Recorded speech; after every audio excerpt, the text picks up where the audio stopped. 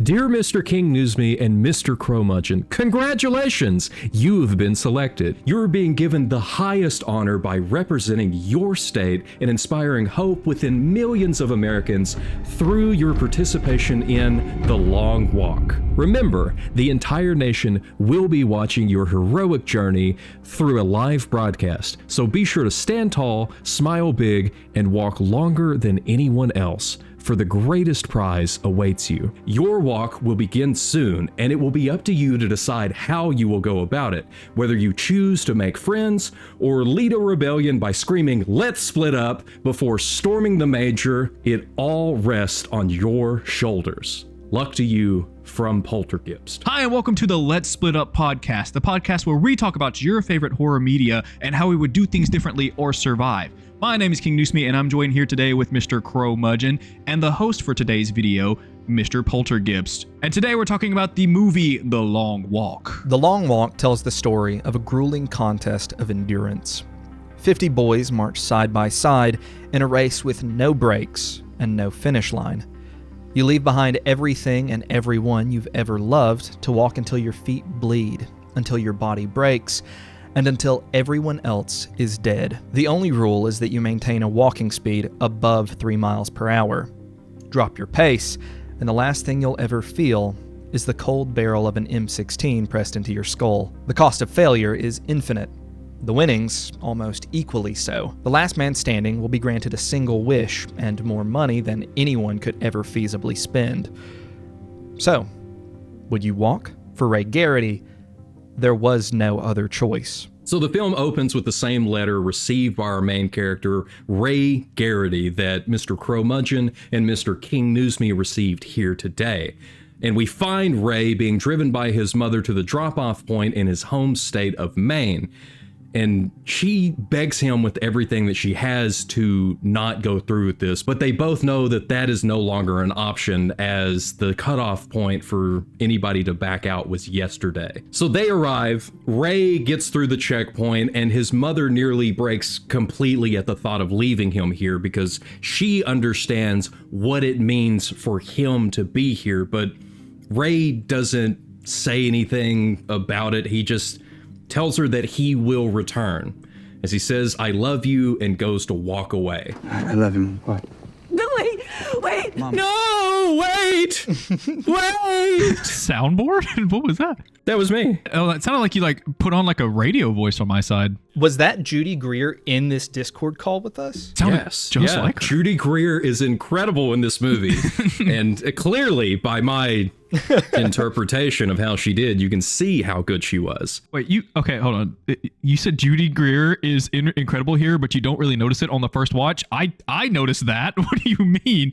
Because I didn't know what was happening. He was so sucked into the story. Yeah. Her entire performance stands out well as far as conveying how much she knows about what is going on, but nobody else really relays that until after the fact. Oh, okay. I see. I thought she was Her character's incredible. Fantastic. Yeah, I thought she was incredible the first time around. I think I also was just totally sucked into the story the first time, but also I was for me, going through it, so I started with the book and then watched the movie because I didn't know the movie was going to be a thing when I started reading the book. It was It just appeared a little bit. Yeah. I don't know why I decided to pick up the book when I did, but it was literally a month before the movie came out, and I had no idea that there was going to be a movie. Oh, so you read it recently? I thought...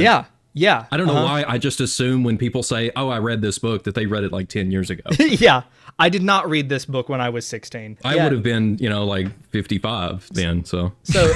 Yeah. I'm 73 years old. Yeah. Well, I'm only 2 years younger than Papa Meat, so... Yeah. My experience going into the movie was also going to be a little bit different from you guys because of the fact that I was going into it with the thing of okay, here are these characters that I already am interested in and care about, and... Well, I mean, just seeing them, that's pretty different than, the experience you get with a book. And it's I really, really enjoyed the book. And so just partially the whole time I was watching, I was man, I just really hope that they, do right by this story that I love. And I think that is what makes this choice kind of perfect, because you have seen the movie and you have read the book and enjoy both. And King, you've only seen the movie last night. Yeah. Fresh on my mind. Which is perfect. Yeah. Because like I want to see how your answers differ between all of this, because like I know the movie really well, but the book, like I said, halfway through. But having said that, and you having received your letters informing you that you have been selected for the long walk, the question stands: are you gonna walk or not? Hell no. What do you mean? Well said. Yeah. Absolutely not. Honestly, it depends on the situation, because it seems like you gotta put yourself in the universe. It's not you right now. It's everything sucks. If I was like your life insanely sucks. poor like they seem to be, I probably be willing to do anything to make some money. Yeah. I mean, they say later every single person signs up for the walk, regardless of who they are. Everybody does, because of how bad it sucks right now. I thought they were like forced to sign up for the long walk at a certain age. Completely voluntary. Yeah. Oh, well, that sucks. Okay. Yeah, but everybody does it because everybody wants to walk because of the prize and the one wish. And probably fame. You could probably get pretty famous afterwards. Well, if you win. Yeah. One of the big things about it, and like, you definitely see it as you go through the movie, there's a massive amount of like, almost like societal pressure to go on the walk. Yeah. The walk is propaganda. Like, that's the long and short of it. It is 100% about creating a, situation where people feel proud to be, on the walk. But the problem is that everybody actually goes on the walk, realizes once they're in it that it's something completely different than they thought it was going to be. It's like actually not worth it, really. That's one way to put it. Yeah. Yeah. It's not worth it to give yourself a 99% chance of getting shot in the head. Yeah. And like once somebody dies, it only goes up, 1%? And then I guess it's 2% in the movie. But in my mind though. Okay.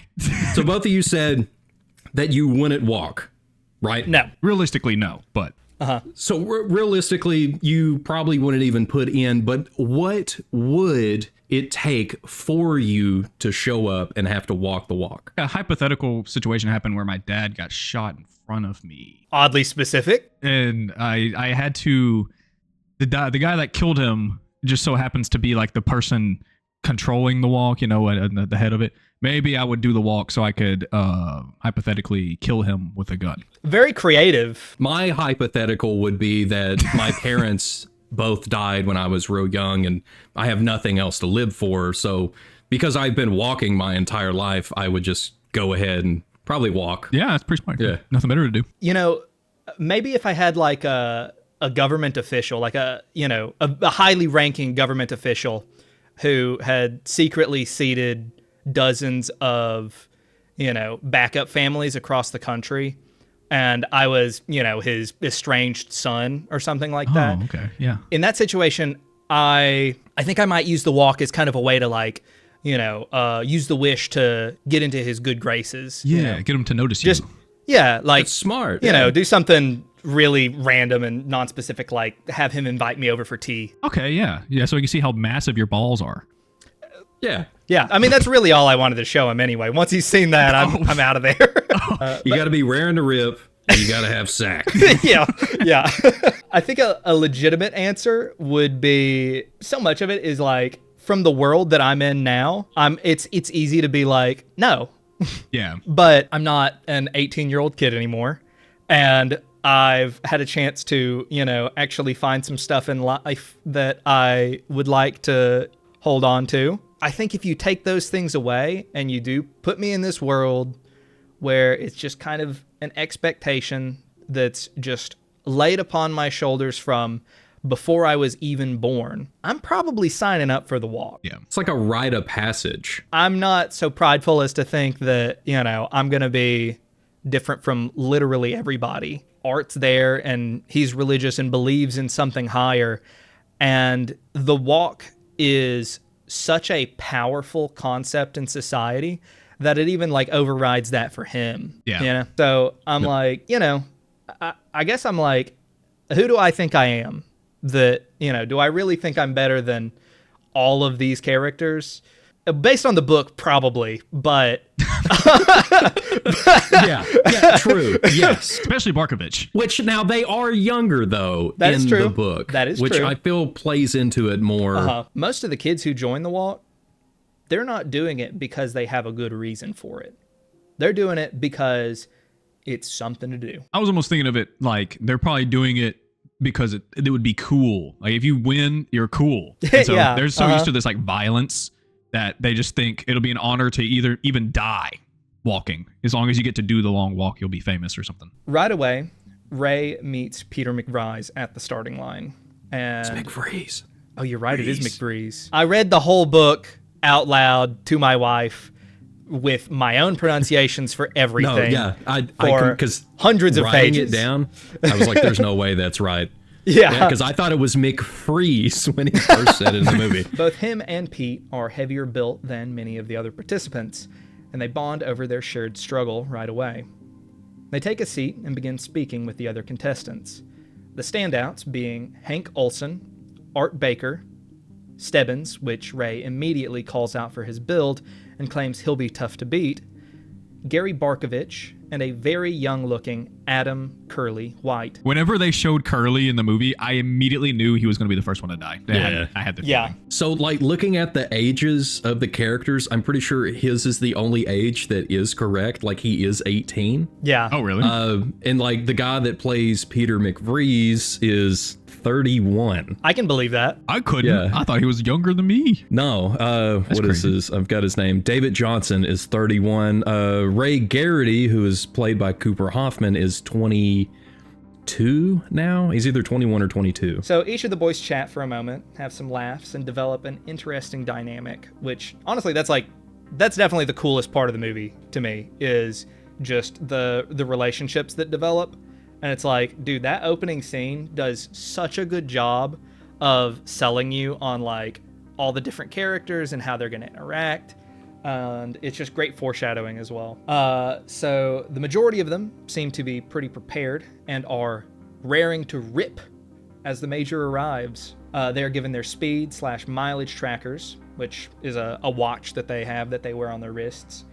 They receive their numbers, and we receive some background information on what is happening. I'm going to throw this over to King because... Oh, God. I don't know if I can do the Joker voice again. That was a one-off.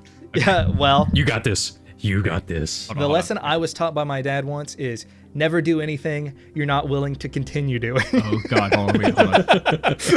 Batman. Hey, Batman. Our country has been in a period of financial struggle since the war, and we did the first long walk all those years ago to inspire and reintegrate the value of work ethic.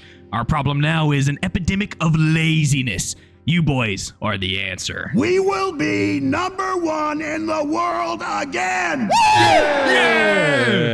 The Major then gives a simplified breakdown of the rules. Walk until there is only one left. Maintain a speed of 3 miles per hour. If you fall below speed, you receive the first warning. If speed isn't made within 10 seconds, you get a second warning. Another 10 seconds failed, a third warning, and failure to meet the speed after the third warning will get you your ticket, which is a bullet to the back of your skull, sometimes.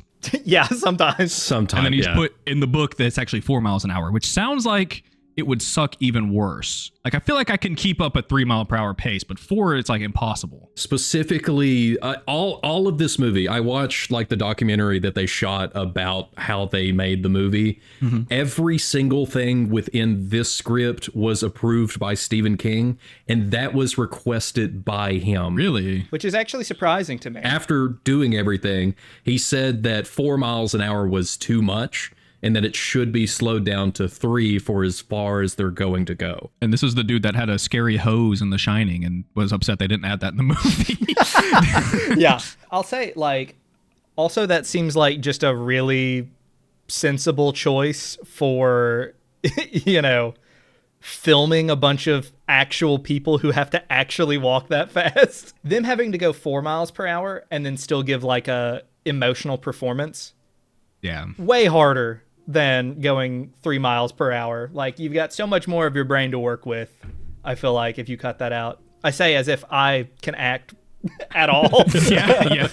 Which it did make sense that if they slowed it down, they would also shorten up how long of a break you have between each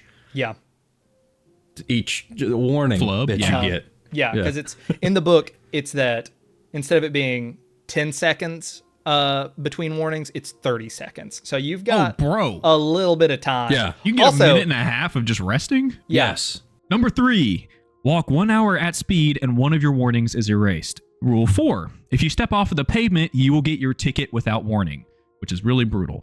Rule number 5, there is one winner and no finish line. All warnings are delivered to the contestants through speakers from slow-moving vehicles filled with army soldiers.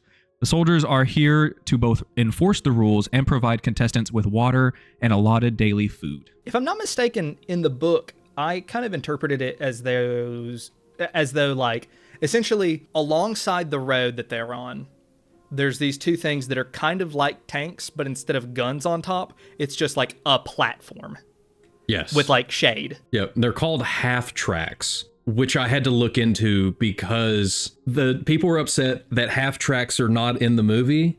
But then there's a scene that we'll get to where one of the tanks does something to a contestant, but people referred to it as a half track, and it made me super confused on what a half track was. Oh. So half track is a tank without a gun on Yep. it. Is that it basically? Yes, yeah. Okay. There is absolutely guns on the tank that they call a half track online, so Okay, gotcha. yeah. I almost forgot when I was trying to do all of this is that the presence of the soldiers, it's not like specifically like mentioned or pointed out at any point until, you know, the first contestant gets his ticket, but they're like there all the time. And there's a whole bunch of stuff in the background that is always going on. There's always radio chatter. There's always footsteps. Like you even hear like birds and animals in the background constantly. You hear cicadas Like at one it's point. just, there's a what? Cicadas at one point. I noticed that.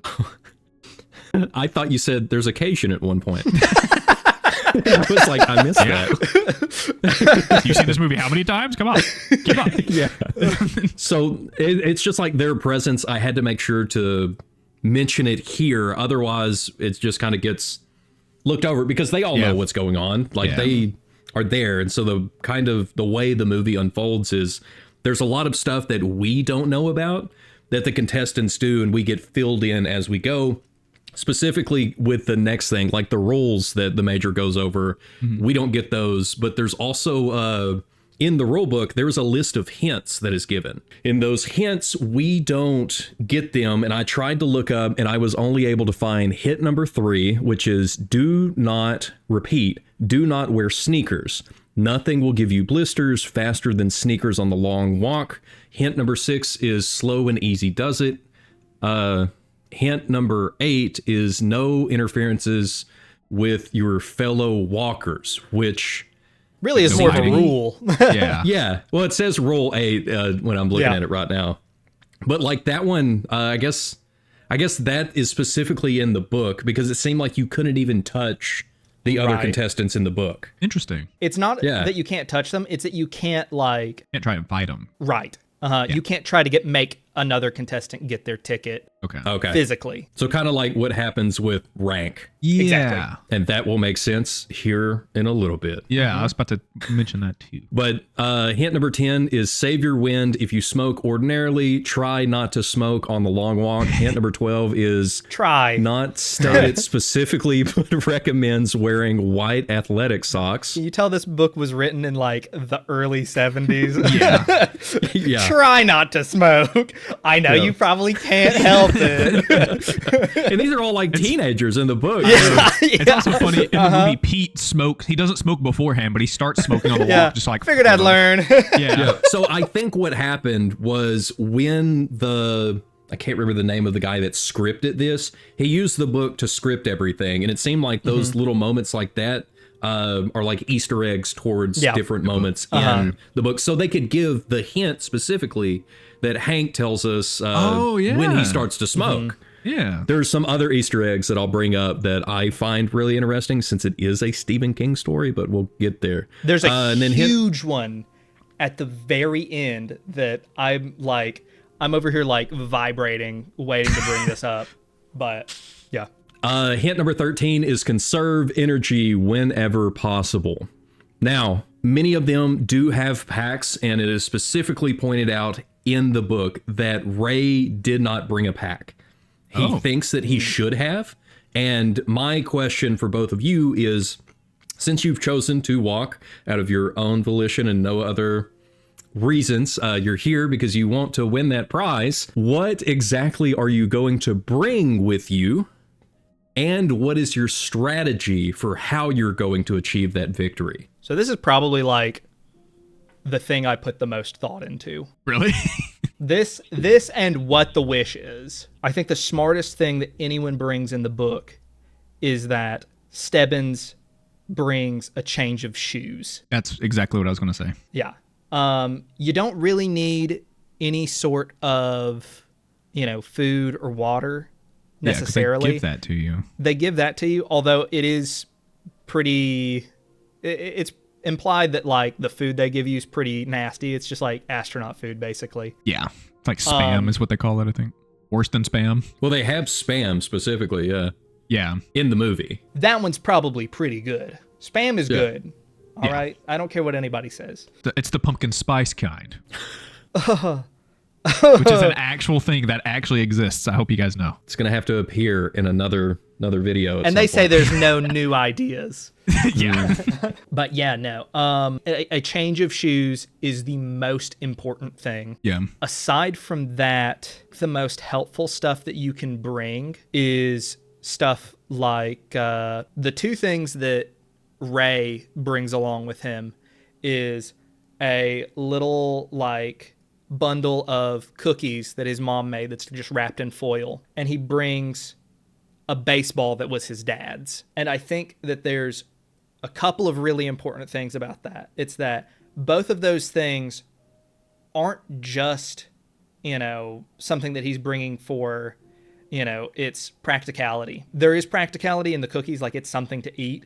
Yeah, but more energy. importantly, it is a reminder of like his mom's love for him. Yeah. And it's a reminder of why he's walking. Yep. And so that kind of ties into what my strategy for it would be, is that I think that the best possible thing that you could do is to basically just have little like tactile things that remind you of the people who are waiting for you on the other side of the wall. I don't think you want it to be pictures, because if you get rained on, if, you lose it, it gets torn, something like that, like those things are destructible. And also you have to be looking at them and you're more likely to trip.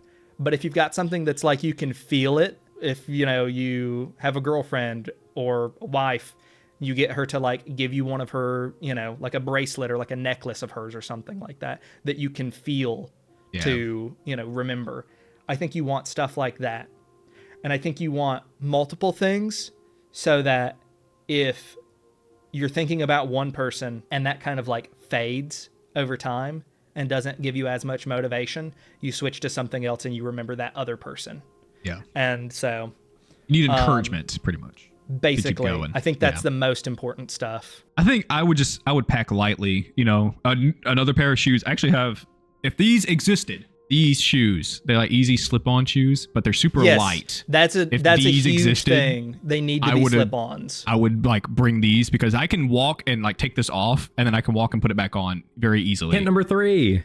Do not not wear sneakers. I'm not falling for the general's propaganda. I'm not listening to that man. I would also bring Band-Aids for blisters. That is smart. Because that is you smart. can easily, like, as you're walking, try and throw one on your heel or whatever. So that, and also like, some cookies. I was actually going to answer almost exactly what Crow said. Like something to remember somebody by. So. Yeah. Years ago, I went backpacking and elk hunting in Colorado. awesome time. I got some boots. Specifically, those boots that I wore there would be the ones that I would wear in the long walk, and then hope that they don't just fall apart because you're walking so far. But when we were there, my cousin specifically gave every single person like this, it's just like a little panel that looks like a big Band-Aid, but you can tear it off into sections. And it is basically a secondary skin that you can wear if you get a blister. The whole point is if you get a blister, 3 days in, you cover it up with this secondary skin and you leave it there until you're done walking and hiking. Yeah. So it could be like another 3 days, you just leave it on, which would be very good for this. Yeah, it's like perfect situation for it.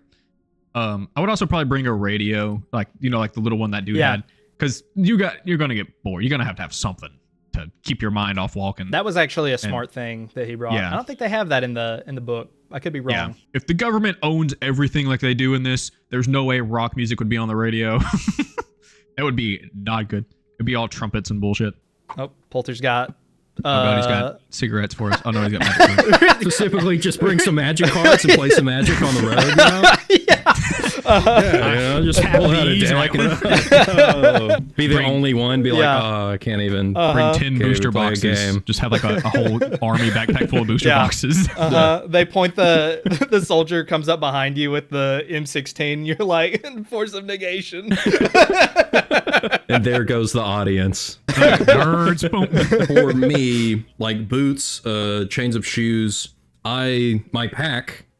Let's see, you can see it right here. Oh, yeah, I put my scrub top from the In the Mouth of Madness video on it, but this is my frame pack that I'd take anytime like backpacking and stuff. I probably wouldn't take it because it can get really heavy and I know I would overpack, but like you gotta have a pack. Yeah. Like you have to. Every single person in the movie, I'm pretty sure, has a pack, but they're also given that Fanny packs. belt thing from the government. And I don't know if they do that in the book, but that also seemed like you're going to need this. You should have brought something. I think they give them that so they can hold their rations in the canteen. Yeah. Okay. There's like the rations, the canteen. It seemed like there was another little pack, Now- but if you didn't bring anything, you kind of. I will Yeah, say, just extra storage. Here's maybe a next level choice, and I don't know if it would be allowed, but there doesn't seem to be a whole lot of restrictions. Skateboard. I don't. I think they'd shoot you in the back of the head for that. Disqualified immediately. walk. You're like, I'm going the speed. I don't know what your I'm problem going is. way faster than I'm supposed to. You guys should be proud of me. Just hill bombing. Yeah. Dude, that would be the most dangerous thing ever on those janky roads. The incline. Rock and you go off and that's it. You get your ticket. When the incline comes. I mean, you could just grab it and walk, I mean, that is true. You get to the top of the hill and like some dude just passes you on a skateboard and you just find him like sandpapered in half on the pavement at the end of the hill. Imagine if they let you have the skateboard. They're like, yeah, you can have that. You can't get off of it. You get to that hill. You have to be on it. What about Heelys? Heelys could be perfect. Like pop the wheel back in and walk. But then you're also wearing sneakers, and that goes against one of the rules. But also, you look cool. You look so You would cool. look sick, yeah. You might ride by somebody do a kickflip. The walk begins, and almost immediately, Stebbins receives his first warning at only mile 5. Hank is the one to pick up on his strategy and calls it pretty smart. Essentially, what he's doing is he's checking to see what the slowest he can possibly go is and what that actually feels like. Yeah. Yep. There was a second part of that question that we just answered that was, what would your strategy be? Oh, shoot.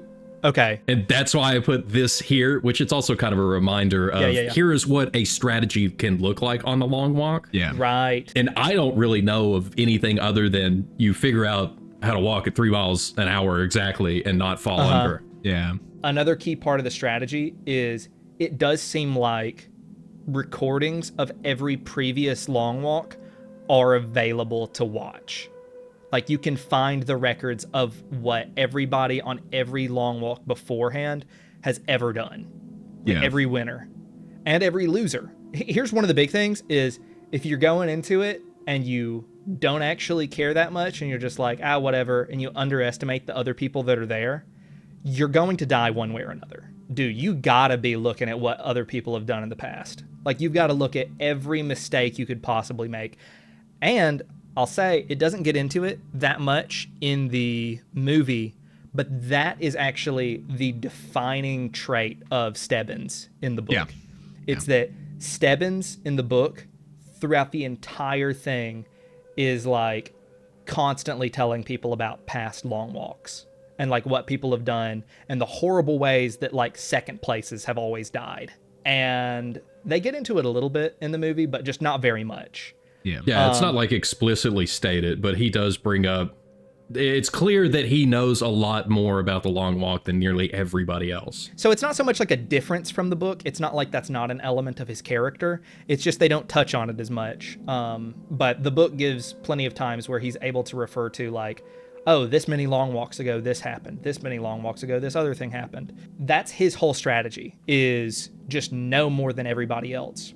And that's one of the really interesting things, is that Hank, the one who picks up on his strategy here with like, you know, seeing what 3 miles per hour feels like, he tries to do that, but he doesn't commit to it nearly as much as Stebbins does. Hank is like, I know all of the stuff that they suggest in the rule book. Like the kid who like always studied for the, you know, the study notes for the test. He's a nerd. And Stebbins is like, He's a little geek. I mean, he is called out for being a nerd later. and Stebbins is like, he goes and finds all the, you know, expert opinions on like, and just like dives as deep as he possibly can to learn as much as possible.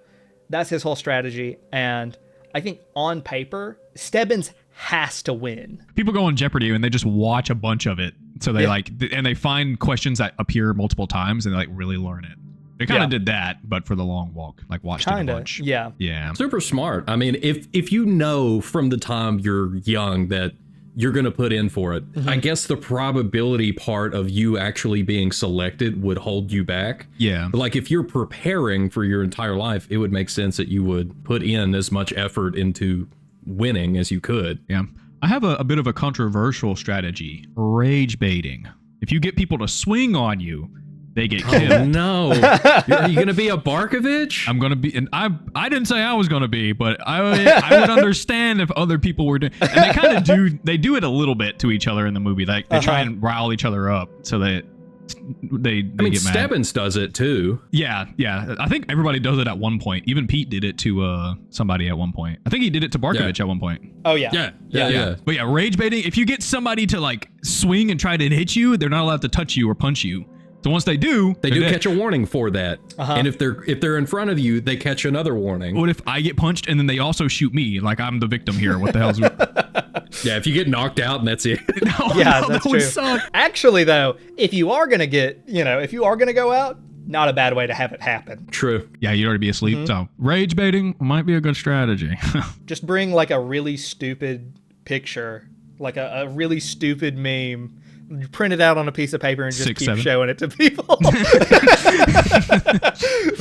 Or you have a really long like pointer finger and it's like and poke people with it. I could bring this along and point it out. Be like, hey, me and you, attempted murder, us two. And then they would be like, no, stop, leave me alone. You're stupid. I'd be like, you're dumb. Me and you, attempted murder. Funny, the Long Walk. And they're going to be like, this what the guy, hell? it's got nice. Yeah, let's go. Where's yours, King? It's really blurry. You can't. It's really blurry. Yeah. Yep. So what's your strategy?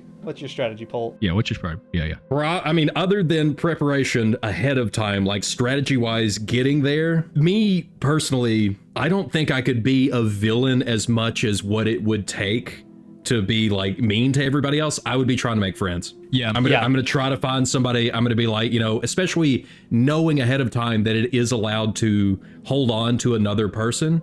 Like in the middle of the night, I gotta have my sleep at least a little bit. Yeah. Like to be able to hold on to one or even two people and then swap for who is taking a nap. I think that's going to be my play, is figuring out the speed to walk like Stebbins did, but then also trying my best to make the best friends possible that are going to keep me alive. But there's also an issue with that because you're not going to be alive for very long. Somebody's going to have to go. It's worth noting that up until this point, since the very beginning of the walk, Hank Olsen has been chewing just like a single piece of gum. I can't remember how far into the walk they actually are at this point, but Not very. 5 miles? 5 Yeah. miles. Yeah, 5 or 7. so he takes his gum out, sticks it in his pocket. Disgusting. And everybody else calls him out on that, but he says that he doesn't want to litter. Everyone is just like, dude, the entire countryside is like covered in trash. Yeah, it's just disgusting. You put in a note here, Polt, that a lot of the like weathering on everything and all of the trash that's around is done with like CGI. Yes. I didn't know about that. I didn't either. It is incredible. So the first thing that you that stands out is the cow on the side of the road, the dead cow that they pass.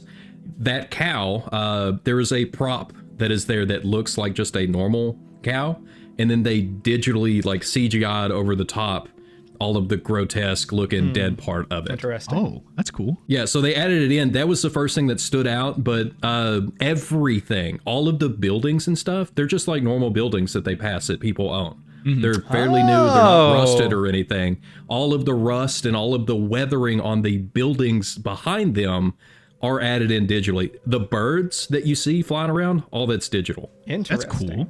That is cool. Like, yeah, everything is added in post, but it's so subtle that you don't pick up on it. I was surprised. I think one of my favorite things, like with the landscape, was when they see that billboard that's like, next time, take the train. Yeah, that's And I great. was like, That's a bro, great that's- moment. Was that digital too? My billboard fake? It's almost at the end of the walk too. It's I know, crazy. yeah. And it's like, you bitch. I don't want to. That would mean, because I didn't even pick up on the train thing when doing this part for the third time. But Stephen King, there are, I know now, 3 separate big references to his other stories in this. Oh, Oh, was that one of them? That would be one of them. From the Dark Tower series, there is a train, and there's an entire segment from that where there is a train. And also, there's a kid's book that he wrote that is called Choo Choo Charles, I think. Yeah, it's No, like there's a video game or Choo whatever. Choo Charles is the game. So it's like based. It's Yeah, what's the other one? it's right here. Wow. That's the name. How did you do that? Witch! That's how I get shot right there. I'm just pulling stuff out of nowhere. Are we allowed to bring spell books on the long walk? I shall bring my magic cards. yeah. But like the train, there's an entire segment on that. There's also, have y'all seen Christine? Yeah, of course. I'm not. It's about a sentient car, Yeah, haunted basically. car. Oh yeah. Later on, you see a car that is on fire. It's the exact make and model. Whoa, that's I cool. did notice that. I didn't know it was a reference, though. And then there's, of course, the crow that is strung up at a different point. Yeah, I had specifically in there to ask you how you felt about it. But there is a crow that is strung up, and crows are always referenced with the Man in Black, Randall Interesting. Flagg, Walter Paddock. Like, he is this character across multiple different things. And if y'all have seen my video on The Mist, the same being entity, that is him and his influence. So it makes me wonder, Matthew first off, McConaughey. if that's in the book. But yeah, The crow says, all right. the series is so good and the movie made it so bad. But like that, I wonder if his influence on this world is seen through that. But because this is a Richard Bauckham novel that Stephen King wrote and then put out under the Richard Bachman name, it's very confusing because like Stephen King is in the series as Stephen King, the writer of the series. Yeah. And he talks about Richard Bachman, and I'm pretty sure like they know who that is in the series. The series is fantastic. Sounds like it.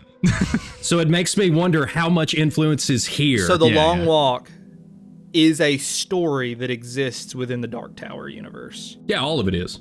Oh, that's Everything cool. King has ever written exists within the Dark Tower. Anyway, At that point, Barkovich has to stop and gets all 3 warnings, nearly gets shot in the head. Like, they've got the gun to his head, I'm pretty sure. All because he's got a rock in his shoe. I thought his shoe was just untied. Did I miss something? No, No. he unties it he because has he's to got a take rock it in off. Oh, okay. it. But he does actually manage to get up and keep moving in time to avoid getting a bullet to the back of the head, much to everyone's disappointment, pretty much. yeah. Although at that point, they don't really Yeah. hate him that much.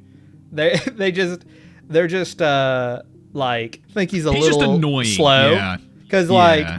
at the start, whenever they're like, "Oh yeah, I'm raring to rip on this walk," he's like, "That sounds like my meemaw on the pot in the morning." And they're like, "What the What heck are is you a talking meemaw?" Yeah. Man, screw you guys. Yeah, he is exclusively a pain in the book. I would say he's exclusively a pain in the movie too. Yeah, fair enough. Yeah. But I mean, well, I have a whole thing about Barkovich at the end. Okay. Are you, either of you, stopping to take a rock out of your shoe? First off, how'd the rock get there? I mean, his shoes are laced. They're It's like been high 5 top. miles that they're Converse, walking. yeah. How in the world does he get a rock? But are you going to stop to get a rock out? let's assume it's I a know for magic me, rock. 100% taking a rock out. Yeah. Yeah. I'm going to take my warnings. If I'm wearing the shoe I showed earlier, I would have no issue taking that shoe off and removing a rock. Now, if you're wearing boots like you are, it might be a little difficult. See what Well, I he's mean? not gonna So- get a I rock make sure in there's no there. rocks in there. Yeah. Unless it's a magic Well, rock. I'm dropping rocks in the air. But yeah, absolutely. I can't stand when stuff is in my 100%. shoes. Yeah. Now, one thing I will say is, I think I could intuit this much. You want two different types of shoes. You want two different types of shoes that fit a little different, because then it gives your feet a chance to kind of like rest in different ways. Okay. Crocs. Yeah, Crocs. Only the most durable shoe choice. Yeah. You've just got a backpack full of Crocs. Yeah, Crocs. Like in the book, Stebbins has like his boots that he's wearing for most of the time, and then he will occasionally switch those out for a pair of moccasins that he carries with him. That's his version of like easy to slip on, lightweight shoes that aren't adding a whole lot of, burden to his pack, but they, are literally adding miles onto his life. And then also you got to swap them out early. Like you got to keep them, swapped out as you go, because you don't just want it to be your feet get worn down into oblivion with the first pair and then they break and then you swap to the others. It's like you want to give them both some time to, give you a little bit of variety. I agree. You already know my answer. I'm putting them Adidas on. Nice. Something that you can slip on makes a lot more sense for this, the movie version, since you only got 10 seconds between warnings. Like the book having a full 30 seconds, like you could stop, swap one, walk for a little bit, stop and get the other one. Like it wouldn't be as Also, big of a deal. Shoe technology has come really far. If we're like talking like the 1950s kind of shoes, they don't have this cloud foam shit that's in shoes now. They ain't got Dr. Scholl's. yeah. What year is it in the... I assumed it was like the 50s because I'd have bought that crap from a Mr. Scholl. So in the documentary, I know specifically they bring up the 50s, but that is when everything stopped, like the wartime. Yeah. And everything stopped progressing in the country. Right. So everything was new in the 50s, but then they had enough time for it to be worn over the next... For like 20 or 30 years, it's probably the 70s or 80s then. That's what I would figure. Which King wrote this, it was like late 60s. Early 70s or late 60s. Even if they stopped production of like everything, the shoes would be the same in the 50s. That's a good start point. It'd be almost kind of similar to like after World War II in countries where like the U.S. just kind of like, had stationed soldiers, and then after the war, they just were like, all right, we're bringing you all back home, just leave all the stuff. Yeah. It's like, I bet there's a lot of military surplus stuff. Get some nice military boots going on. I mean, that's definitely your best bet for like your starting shoes, because those are just the most, those will have had more money put into engineering them for, walking long distances than anything else you could possibly acquire. Yeah, they're probably the strongest shoe you could get at that point. Yeah. Definitely wouldn't be wearing Converse because they suck even without walking that long. So the people that are wearing those are kind of dumb. Imagine if there were companies around who wanted to like sponsor people and like give them, be like, here, we'll give you this stuff that you can wear on the walk. Have like a shirt with like their brand across and everything. Be like NASCAR. Yeah, pretty much. Very slow NASCAR. Speaking of sponsors, An hour and a half into the podcast. People will be like, I gotta read this book. I don't know what's going on. Yeah. Some guys are walking. That's all we know. That's pretty much all you have to know. yeah. All right, about 2 miles later, Curly catches a Charlie horse and receives the first and second warning. Thankfully, Ray catches him and he is able to keep pace just for a moment. The cramp proves to be too much for him and he falls to the ground, screaming that it isn't fair. Many of the other walkers turn to both witness what is happening. I'm sorry, hold on. Many of the other walkers turn to both witness what is happening and to plead with Curly to get up. As one of the soldiers walks over to give Curly his ticket. Bang! In the script, actually. With the first walker dead. Okay, that kind of sounds like The Walking Dead. With the first walker dead. Yeah. The long walk has officially begun, and we finally get the title card to prove it. And this comes 20 minutes in. Yeah, it's like really far in, and it shows everything. It shows the dude. His cheek exploding is insane. Which was another specific thing that Stephen King said must be in the film. Because at first they wanted to give it a PG-13 rating since it was made by the same guy that did the last like 4 Hunger Games as well as other Right. I forgot that was who directed it. Makes a lot of sense. So specifically King said you must show all of it. Like people getting shot, like all of the blood, all the stuff has to be here. It has to be rated R because that's kind of the point of the entire story. Yeah. Yeah. Is how brutal the walk itself is. Yeah. It wouldn't make sense to be a PG-13 movie. Also, it wouldn't hit as hard if you don't watch some people die. Like, no, yeah. And yeah, it gives us the shock that they feel like originally. Because they don't even mention up to this point that they die. Right. No, it's why, because they get their ticket. Yeah, they never say anybody dies. And then you just watch a dude get it. A dude that looks like he's like 12, by the way. Yep. Yeah. Get his brains blown out. It's crazy. The whole time I was going through the book, I think it's mostly just Stephen King not necessarily knowing what it looks like when people get shot. The way that the deaths are depicted almost makes it sound like the soldiers have some sort of like explosive rounds in their guns to like make sure that the kids die when they get shot. Whenever this first guy dies in the book, it literally says that like his entire head explodes across the would have definitely hit harder. I think the way they describe it is it's a hammer smash of brains and blood. Oh my god. Yeah. That would have hit a lot harder though. But it would kind of been kind of stylized though, if you think about it. If they shoot him in his head, just so would have pulled away from the realness of it. I like the way that they do it in the movie. Yeah. Which specifically the guns in the movie, they're all plugged. Everything it's like a real gun, but all of the mechanisms and stuff have been taken out to where it won't fire. There's no way to probably even put a bullet in the barrel, which is what plug means. But like all of that was taken away. All of the muzzle blast, like the CGI and everything, like people getting their face taken off, like all of that is done in post. Yeah. It kind of follows the It kind of CGI thing. If you guys you've seen those movies, it's a little bit like over the top. I have seen those. Almost. Yeah. Hey, it's like almost over the top, like bloody wise and like gory wise. Oh no, it's not as Pennywise. Yeah. Yeah. After Curly dies, there are 3 things that stand out that happen. First is that we see one of the other walkers, Ewing, receive a warning and ultimately his ticket due to a seizure.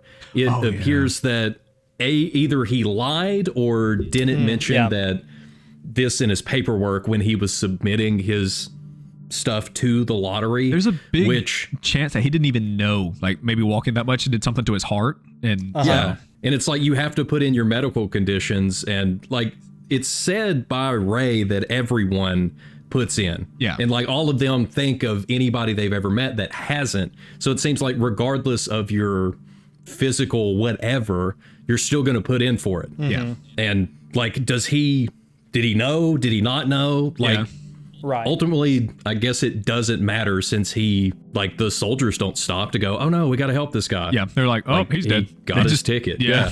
They're like, warning. Warning 2.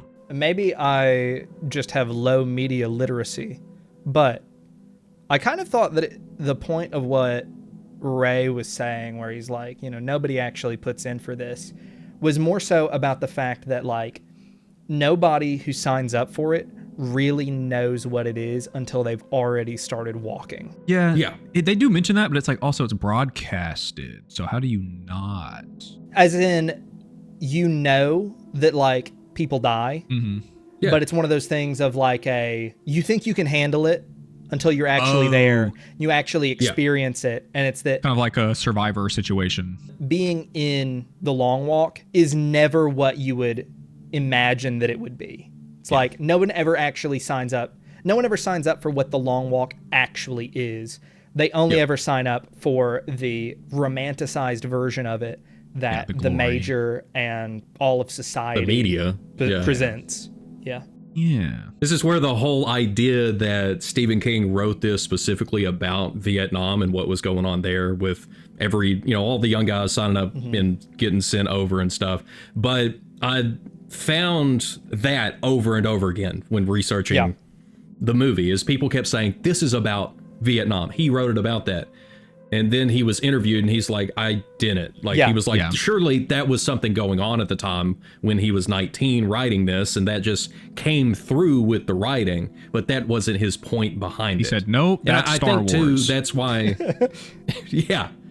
And so I think too, like, the story not specifically being about that allows it to apply to those times, but also apply to our own situations now. I think it connects it to something more fundamentally human. But I think the fact that it connects it to something like a more fundamental part of the human experience that manifested during Vietnam. And the reason why it taps into that is because of the fact that that's just the form that it took when Stephen King was a teenager watching that happen. And so that's where that influence comes from. But I do think it's like, this is one of relatively few cases where I'm like, I think that this story really is like allegorical for Vietnam, even if it's not intentionally allegorical for it. Yeah. I mean, you got to think, like, if you're 19, you're in college, all this stuff's going on around you, and you want to write, like, that stuff's that's the material come through allegorically to you as well, until afterwards you look back and go, oh no, I can see why everybody thinks that. I didn't do it intentionally, but absolutely it is there. It's really just a show of how good of a job he did at, like, putting his actual experiences into the story, even if though it's not like, I don't think Stephen King went to Vietnam. Definitely not. So specifically speaking of the story, the second point that stands out with the next part of the film is the scarcity of people that are watching them as they walk. Because in the film, it is said that the major doesn't allow for crowds until the final two. Then there's going to be people everywhere watching them, but that is not in the book as far as I believe, because we come across different instances where they're going through different towns. There's a lot of people that are parked, they're watching, they're, trying to even hand them stuff. But there is this part that I would like Crow to talk about since he read the book. With the appearance of a girl that shows up with a sign, number 47, Ray Garrity. And in the film, he just passes by and he's like, thanks for coming out and supporting me. In the book, it's not the same. Well, thanks for... I'll find something for you to talk about in a future... No. Okay, we're presenting it a little too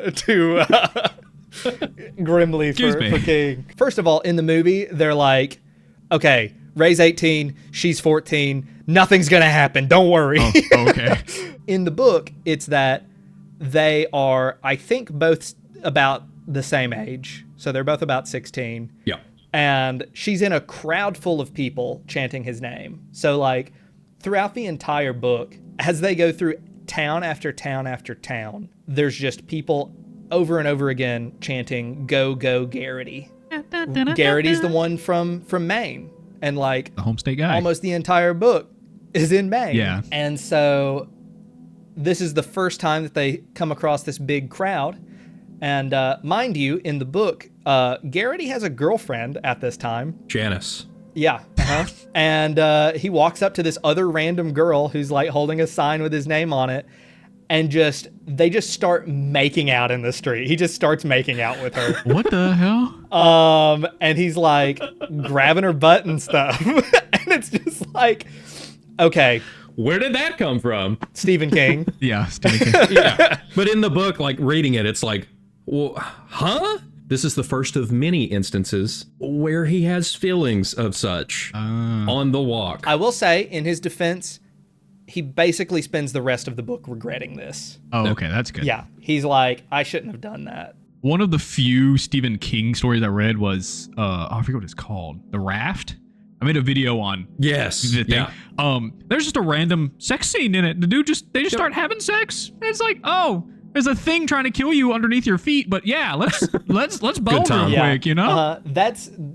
From what I understand, that's just Stephen King. Though I will say, I have a little bit more lenience with it, considering that he's 19 when he's writing this. Oh, yeah. And, teenage guys. Probably late at night. He was feeling lonely. But also... This would be cool. This could be me. Yeah. I'm Jay Garrity. I do think it contributes to the theming of the Vietnam allegory of it being a bunch of guys who are specifically going to their deaths where, just realistically speaking, this is a thing that, a lot of them have never experienced. And it's going to be a thing where they're like, in their dying moments, that's probably one of the things they regret. Yeah. I do think that's a pretty grounded take on it. But it's also definitely in there because it's Stephen King. Yeah. And it has that same kind of thing of I don't know if this is a historically accurate thing, but you see it in a lot of movies of when the soldiers are going away for war and they're about to get on the boat, then it's all the young... Yeah, exactly. Yeah, they start kissing. I kind of interpreted all of these moments in the book basically like that, where it's for whatever reason, it was a thing that actually happened in the culture and it got reflected in the book, just a product of its time. So I do want to point out here, this was the only reference that I had to how these different moments come up throughout the book. This is the only reference I have for the film. So for the rest of it, we don't even have to talk about some of the other Stephen King scenes being that horny. happen. Yes, yeah, that's why I only made it halfway through the book so far, because I'm like, this is a lot. Yeah. They're on a walk. What happened to that focus? Yeah.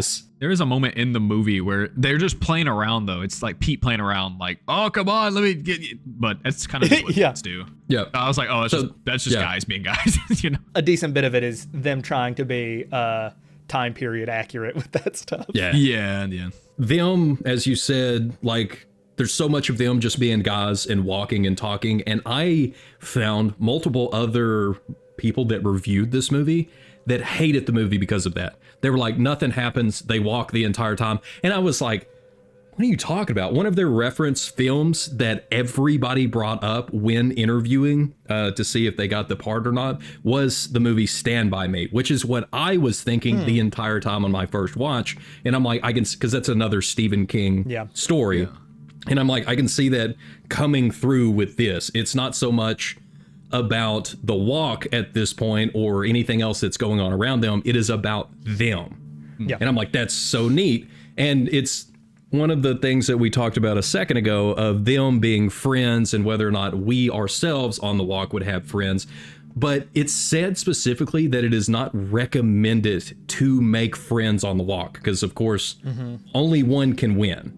Right. But even with all of that, Pete is the one that says, I kind of like you three. And then he also hits Hank and joins them, which is why they're called the Musketeers, because there was originally just the three. And then he included Hank, which is Art, Pete, and Ray.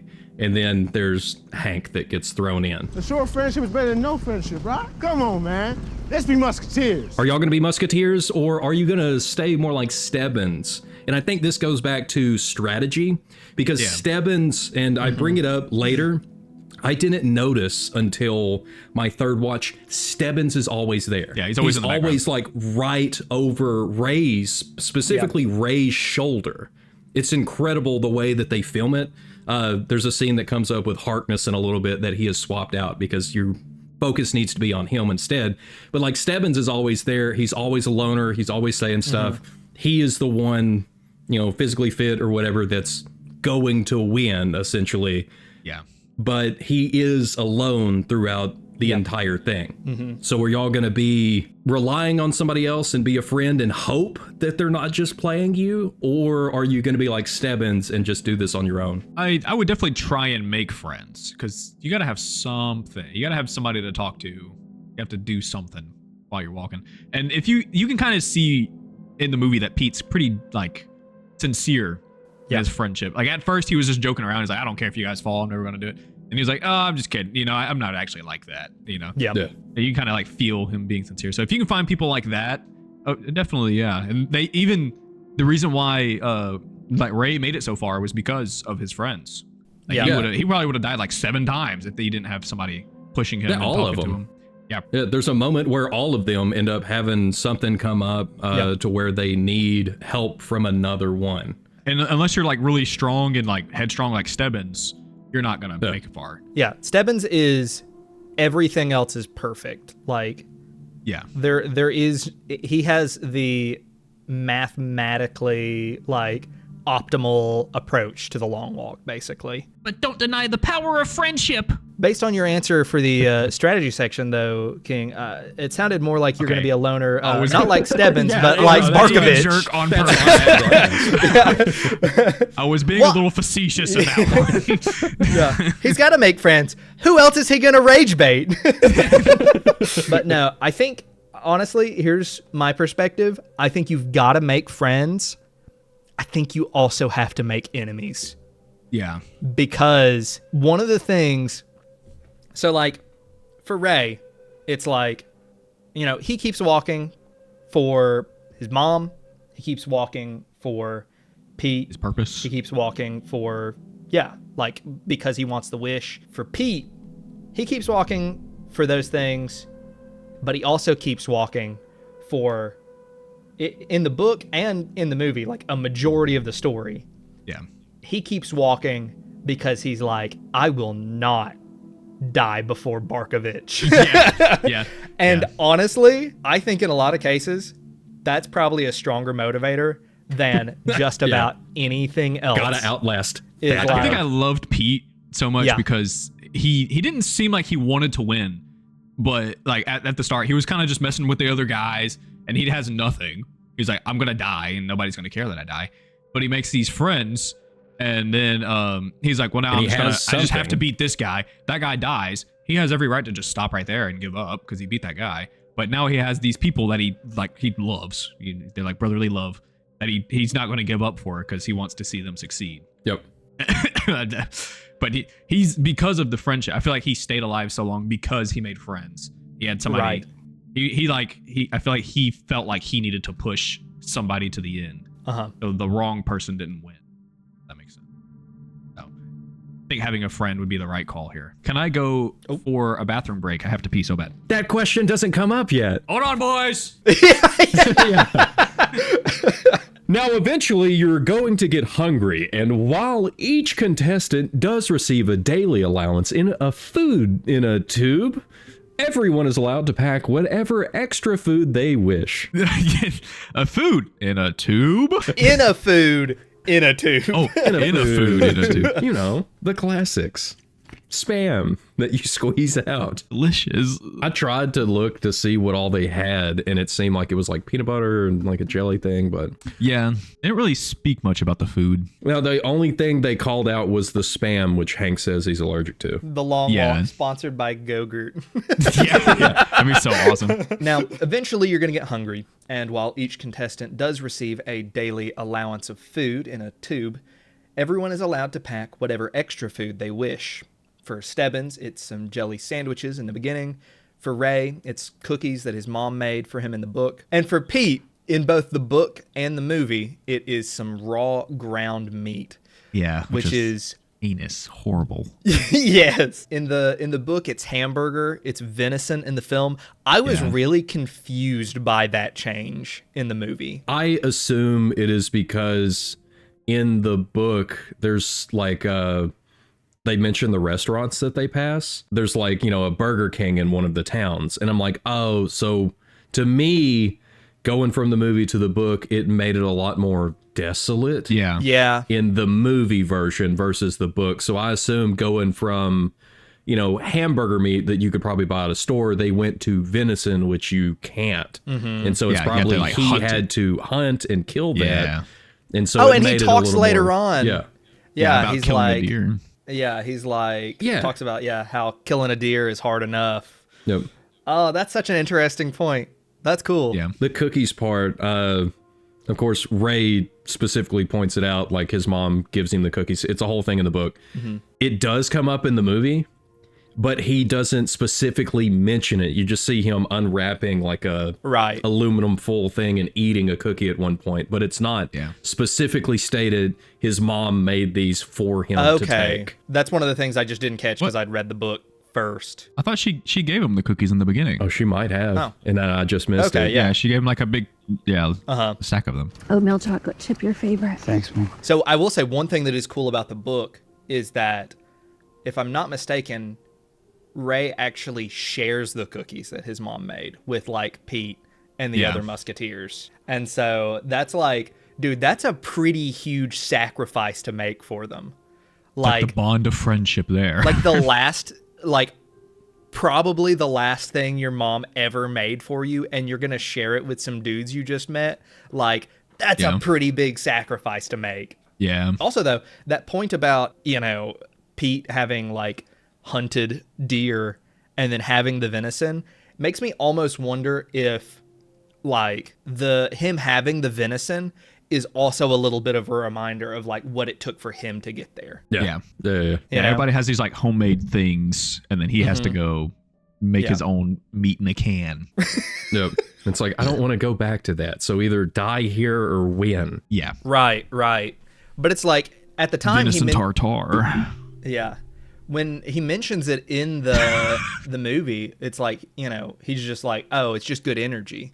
But like that's cool to think that might, have a little bit of a deeper meaning to his character. Yeah. Yep. There's a couple other moments, but we can talk about those later with some stuff that happens in the background that's not really pointed out, like with some of the people in the different cities and whatnot. But first, are y'all going to bring anything as a special little reward on your walk? A little protein soda. Okay, I don't know if that's made it into the cut yet, but please show the camera. Oh, please. Okay. Not a sponsor. Yeah. I do. Yeah. Protein soda. Dude. I don't want people to think that I'm obsessed with these. Actually, I'm not. I'm joking. This is a joke. I don't want to bring a protein soda. I mean, it depends on what makes that it, Yeah. Cut out my sincere answer about the protein soda. People think I'm insane. Yeah. It's just going to be protein Please soda. sponsor us. It's just going to be protein soda and then cut to whatever reasoning you have for the thing you actually want to bring. So, yeah, what's your real answer, King? My real answer is my dad actually does make really good beef, like deer jerky. Yeah. And that would be really awesome to bring because it is like a good energy, producer. And they don't go bad. Well, they take a while to go bad because it's like dried meat. Well, there's a lot of things that aren't going to go bad in less than 5 days in a backpack. That is very true. Yeah. But he also doesn't make a little bit. So I'd be carrying like maybe 2 pounds of deer jerky in like a backpack. It's gone within the first like 30 minutes. Yeah. Everybody's like, let me have one. Hey, can I have one, please? Dude, you got to make sure your dad is like sanitizing everything before he makes that batch. It's like, oh, man, I forgot to wash my hands. Oh, no. Then you end up like the guy that we're about to talk about in a couple of paragraphs. Oh, yeah. Yeah. That would be me. Let's see. I mean, if I had something that's going to be like a special thing to remind me of like, closest thing that I'd have to that would be like my mom makes banana nut bread muffins and like little like tiny like loaves of it, and that's just always been a thing to me. That's like, you know, every time I eat that, I'm like, man, it's almost less about the fact that it's delicious and more about the fact that it's like, oh, my mom makes this. She makes this to show people she cares about them. Yeah, it's like a mom's meatloaf kind of thing. Nice. Yeah. Yeah. That'd be mine. How about you, Paul? Yeah, Paul. I'm trying to think. Like, We had two very sincere and sweet answers. Your turn. Paul's like, I, 10 alligator biscuits. junior cheeseburgers from McDonald's. some boudin would be nice. you That's know? actually a fair point. That's a fair point. I'm thinking like I like my caffeine, so I might bring you know what? something like I have caffeine gum. well, so I'm thinking Pack of Zins. because I've got like some the caffeine pouches. Yeah. which would be nice, but I'm thinking like food wise or drink wise, I might bring some like some coffee of some kind that I could like cold brew version to put into the canteen, and then I could have some coffee to drink on the way. For a second, I thought you were going to just like pop some coffee beans in your mouth. Yeah, I mean, Just chew crunch on them it. up. Just Yeah. Everybody's be like, nah. No thanks. No, thanks. I want some of that beef jerky. How do you think the major would react Yeah. to someone just like middle of the walk, just like, You probably would think it's awesome. Look at the sack on that guy. I can't imagine any other response. Yeah. Yep. But no, I think coffee's a solid choice, Yeah. honestly. That one's more practical than it is like meaningful. Unless you're Yeah. like, So my wife also, she makes some good like banana bread and like chocolate banana Yeah. bread and stuff, and I'm like, that would be That sounds fun pretty good. because Yeah. every time she makes it, I'm like, banana bread, and then I go into the whole dialogue, and I'm like, that would be me. I would be that guy on the whole walk, just be like, so some banana bread, dude, and then everybody's like, what? that was a different person in Polter's room for a second. Banana bread. Is it my turn? I believe so. Yes, I would like you to please tell us about your favorite character, Barkovich, how much he So, sucks. and Barkovich how is he the got best rank character killed. ever. Nothing wrong with him. No, Barkovich is definitely the most annoying character in the movie by far. And in a very, I guess I could kind of see it coming moment, he gets somebody killed because he's like bullying them a little too much. He's talking to this kid Rank, making fun of his name, which is, his name is Rank. So, and he's like bullying him, talking about how his mom must have hated him, and you don't talk about people's moms. So Rank swings on Barkovich, straight whiffs the shot and falls down, and does not get up in time, which gets him killed. And then people blame Barkovich for Rank's death, and they call him a murderer and kind of ostracize him from the rest of everybody. Yeah. I do think it's interesting that Art is the one to call him out for not just being annoying, but now being a murderer. Like, out of all the characters for Art to do it, I was like, that just seems like not something Art would do, but it also shows kind of his, like, where he's at morally with everything going on. Yeah. Art, I will say, in the book, Art was my favorite character. Nice. Art was probably my favorite character in the movie. Yeah. He's just such a lovable guy. He is. Yep. They kind of take this out of the movie just because of time constraints. But like, one of the really interesting things about him is that he comes from a family of like morticians. And so his entire life has centered around death. Yeah. Oh, And he's like incredibly afraid of the idea of like being buried, and like he talks about multiple times how one of the things he's going to do with the money is he's going to get the nicest casket he can possibly find, because the idea of him being eaten by bugs after he's died horrifies him. What? That's kind of weird. Yeah. One of the big things that I remember from that whole discussion was the question of, when the mortician dies, who buries the mortician? And everybody's like, that's a good question. They're like asking him about his grandfather, and they go through like this big long thing. And is it Pete that is getting upset because Art just won't answer the question about who buried his grandfather? And he's like, he was cremated. Yeah. And everybody's like, what do you mean? You wasted like 20 minutes giving this long story. Hey, that's Stephen King for you, buddy. So after everything happens with Rank, as they're walking, there's always stuff in the background, and they come across this crow that's like hung up on the fence. And it gets pointed out, and I thought it was interesting too, because you're able to hear other crows in the background as they walk. And so it's not just this one, there are multiple. But first off, Crow, do you have any feelings about your poor crow comrade being strung up like this? Probably what'll happen to me one day. Yeah. What a way to go.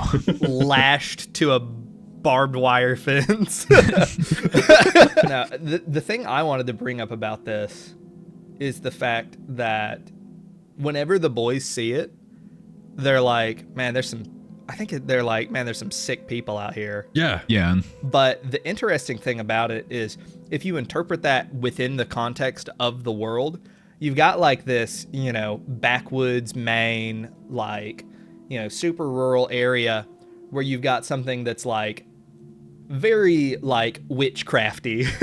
Yeah.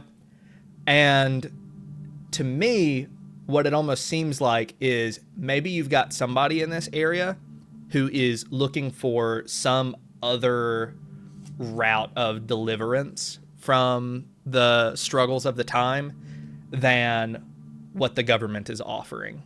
Yeah. And I'm almost like, that would be kind of a cool direction to have explored.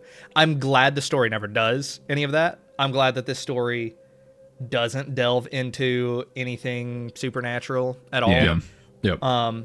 Because it like stays very grounded in like the emotions of the characters, and that perfectly serves the story. Yeah. But it's just a cool little what if. Yeah. Yep. Me not being a big Stephen King reader, I didn't know it was a part of some other big Easter egg. So I just saw this whole thing as like a bad omen towards Ray, because Ray was the first one to see it. And so whenever I saw that, I was like, oh, something really bad's going to happen to him. Yep. And I was a little right. But yeah, it's kind of like witchcrafty, bad omen, crow kind of thing. And then Stebbins talks about divine intervention or whatever later in the thing, and that kind of also like helped pushed my thoughts about that, because I was like, oh, it's like somebody already chose who's going to win this, and that's not going to veer from that. Yep. And I think that all makes sense, because we even have the moment with Hank and his bubble gum, and like how that is representative of him. What can I say? I'm superstitious. Yep. So this could be along those lines, but also, since it is a Stephen King story written from a guy that is a fan of Stephen King, and there are other weird little Easter egg moments that are off of the road, it definitely seems like a mix between the two, being like, within the context of the film, nothing else, it makes perfect sense. Anybody that knows the bigger Stephen King universe and how like crows are representative of the Man in Black, Walter Paddock, Randall Flagg, like all the characters that he embodies throughout the bigger Stephen King universe, it's like those are the way that he sees and influences different events that happen that are always negative and terrible. Yeah. Now, when you say the Man in Black, do you mean Will Smith or Tommy Lee Jones?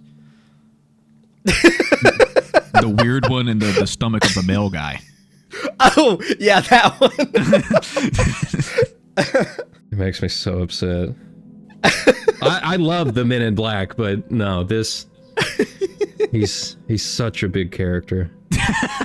And nobody just made Paul so depressed. knows who he is except for people going like, Matthew McConaughey?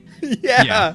I hope that Mike Flanagan finally comes through with doing the whole show. Because seriously, the book series has some of my favorite moments throughout. There's a point later that I don't know if I brought it up. I don't think I brought it up here, but I brought it up the other day because Kingnusmi said that he was reading Salem's Lot, and in that is Father Callahan, which is my favorite character from the Dark Tower series, which happens after the events in Salem's Lot. And of course, if you've seen the movie or if you've watched the stuff, like, it doesn't end well for him in Salem's Lot, but his story continues over all the way through a bunch of other events throughout Midworld and Stephen King's whole universe, and he's traveling between like dimensions until he makes it into like this weird in-between place where he is found by the characters within the Dark Tower series. But then they have a moment where he finds a bookshelf and picks up Salem's Lot off of the bookshelf and begins reading the story that he was in first. What the hell? It's a whole thing. And I'm like, he's what? And I was so What the surprised because then he's like, I'm not a character in a book. I'm real. And I'm Yeah. like, what is happening right now? I just want to read a story about vampires, man. What's I going was like, on? this is so awesome. Because then, of course, they're like, who is Stephen King? We have to go find him to figure out what this is. Yeah. Interesting. So, super great. The Dark Tower. But what my problem is, all of that happens in like books 6 and 7. Pult in 2017, watching The Dark Tower, like, all wrong, all wrong, all wrong. Not good. Not good at all. It's probably about now that the protein soda is really hitting Kingnusmi. So the question arises, what do you do on the long walk when you've got to use the bathroom? Do you think you could walk 3 miles an hour while you do that? Backwards? Probably not. I would definitely fall. Yeah. It was impressive that Pete did that for so long. But Pete did have a good strategy. Just turn around and pee on people and make them. Yeah. Yeah. King's not turning around behind him. He's turning to the side. Oh, yeah. He's aiming Actually- for people. I used to be a marching band. I was a drummer, so I could crab walk. And actually, I'd actually probably get piss everywhere. I don't know. Peeing, I think peeing would be super easy. Pooping, that, as we can see, is a little more difficult and okay. way more embarrassing. I'm going to be real. I thought about this a lot. You did? I think here's the play. Eat a bunch of cheese. No pants. Oh. No rule against it. Yeah. Speeds things up a lot. Does get cold, though. Yeah, I Kilt. was about to say that. The long walk would have lasted another 200 miles if it had happened in Scotland. Just continue on, no problems. But legit, I'm not even kidding. Kilt might be the way to go. Yeah. Maybe. You can wear one of those onesies that has the flap in the back. Just drop that. Yeah. Oh, yeah. And then you get credit for, amplifying that like 60s aesthetic. Yeah. Yeah. You got to carry like a lantern with you too at that point. like you're Yeah. hobbling out to the outhouse. Yeah. Get that what is it, the Fox and the Hound kind of thing going on. Oh, yeah, Yes. Yeah. I always think of Full red, everything. what is it? The Red Dead Zombies DLC, the sun, what the sun's wearing in that DLC at the beginning. He's just wearing like a white long john suit or whatever with the butt flap in that. Yeah. We've lost so much in this We lost modern half. culture. Yeah. Yeah, I mean, we've already seen Pete do the simplest thing, which is just turning around and yeah. peeing while walking 3 miles per hour backwards. Dude, if you were training for the long walk and you're like going to a gym or something, Yeah. just right in the middle of the gym, be like, it's an essential part of Yeah. the training I gotta process. practice. Sorry. 5 sets of whip it out, fill this cup up, don't Yeah. spill anything. Just have a bucket behind you. Yeah. Make sure you have a good arch. However, that's really only half of the story, if it's even half. The other side of this is we see with number 45, which is Ronald, who comes down with a bad case of the runs, which isn't as good as it sounds in the long walk. Basically, I'm ashamed to say it's one of the most memorable shots in the movie, probably, Yeah. where the boys look ahead and see this guy desperately running and then just yanking him down, and there's just a stream, and then Yeah. they come back up, no wiping. No, there is no wiping on the long walk. No. An effect of the shortened timer in the take some dude wipes. Yeah. Yeah, he takes 3 or 4 attempts to just cleanse He himself. effectively shits himself to death. Yeah. Yeah. Which it's not even that kills him. It's just he's running and he can't keep up the pace, and the other guys around him are yelling at him to just keep running and just And go. let it go, It doesn't yeah. matter if you're, blowing last night's chili down your britches. Yeah. It's better the way that Collie Parker says it is, it's better to be dirty than dead. Yeah. And he ends up both. Yep. He kind of just takes a half effort at running and a half effort at crapping, and literally gets shot in the head while he's soiling himself. Yeah, well, And it is, and yeah, like, I don't know. I feel like there's a pretty good reason why that's one of the more memorable parts of the movie, because like that just seems so viscerally unpleasant. Yeah, what an embarrassing way to die. Yeah. On live television in front of the entire country. Yeah, he's like weeping, you know. Yeah. But I do have a question, though, because of how financially screwed everybody is. How many people actually have TVs to watch The Long Walk? That is, yeah, I didn't think about that. I bet a lot of them, because State mandated TV. I could be. I mean, that would make Yeah. sense, though. it doesn't appear to me that the government in this is doing so much of like, oh, you have to do this, as much as it is like, oh, well, every American should have a TV. You know, it's more about like controlling the Facade values of that freedom. people have. Yeah. How else do you get propaganda out there? Right. That's exactly it. Is like, you know, that's an important thing to the government, is they want to have a way to speak directly into every household. Yep. So I feel like a lot of people are watching. Yep. And they're all watching just number 45 Ronald go out in the most miserable way possible, which does Running make Ronald. me think either he just has something like IBS and was super nervous, because they're not super far into the walk. They haven't even made it through the first day when this happens. So that, to me, is either he's got like stomach issues ahead of time, which goes back to the whole, when you're filling out your paperwork, how do you put that kind of stuff in with like an actual physical thing that you have going on? Or his strategy sucked and he ate a bunch of food the day before thinking that he's going to stock up on like calories or something instead of trying to delay when he would have to go to the bathroom. Yeah. Maybe had an orange Julius right beforehand. Hey. There's also the possibility that it's the rations that they're given, you know? Yeah, I could have done something to him. Which, an interesting thing to consider there is the idea of they could so easily rig the long walk Yeah. by giving somebody like a tainted, you know, just like one little tube of, you know, Spam with a little X-Lax in it, and like you control who wins. Yep. Yeah. Which that does go back to what we talked about with the whole sponsorship thing and like brands stepping in to represent like different walkers like that. If this was written today, I feel like that would 100% be in there, because that's what happens in the Hunger Games. There are people that step in to sponsor. Like even when they're watching, they can send the care packages to their favorite contestants, which helps them to keep going on. So that's what I'm sure that would happen here, is they would have, you know, brand across the chest, they're walking for that company, and then that company would have, you know, a specialty contract with the government to supply aid mid-walk to their walker. Yeah. Because I'm sure they would also be paying off the major. Oh, yeah. But yeah, maybe that's actually what happened, is that the major knew that Ronald was too strong and that he would have walked too far. Okay, yeah.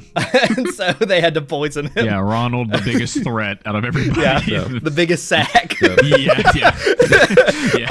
R.I.P. Ronald. His sack was too big. That's a theory nobody has ever heard, and it is the only correct theory around this whole thing. So far, it's the only one. Yeah. But no one says anything about it being better to be dozing than dead. And that first night leads to Ray dozing off without even realizing it until he gets his first warning. Ray was dreaming about his mom for a moment, Jenny. Or Jenny? It's Jenny. It's Jenny. Jen. But like Jen. Yeah. Everyone comments on his mom being hot in the background. We can hear many others receiving warnings because of it. Yeah. This is one of those moments where like I'm watching the movie and I'm like, that's funny. And then I hear what is going on around them and I'm like, oh, everybody is currently getting warnings right now. Like people are about to get shot because they're dozing off and they're stopping their walk. Oh, okay. But it's like They they cover it up. Sorry.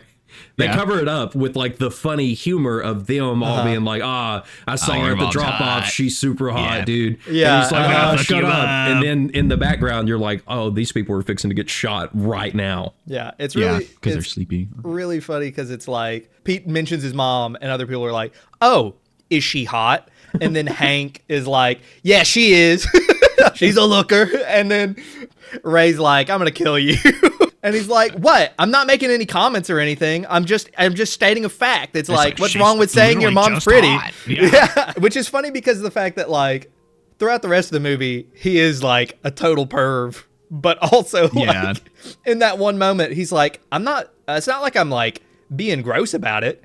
She just does look nice. He's like, I'm being nice. Your mom's pretty. Pete then asks Ray if he has a girl. He did, but he broke it off when he found out he won.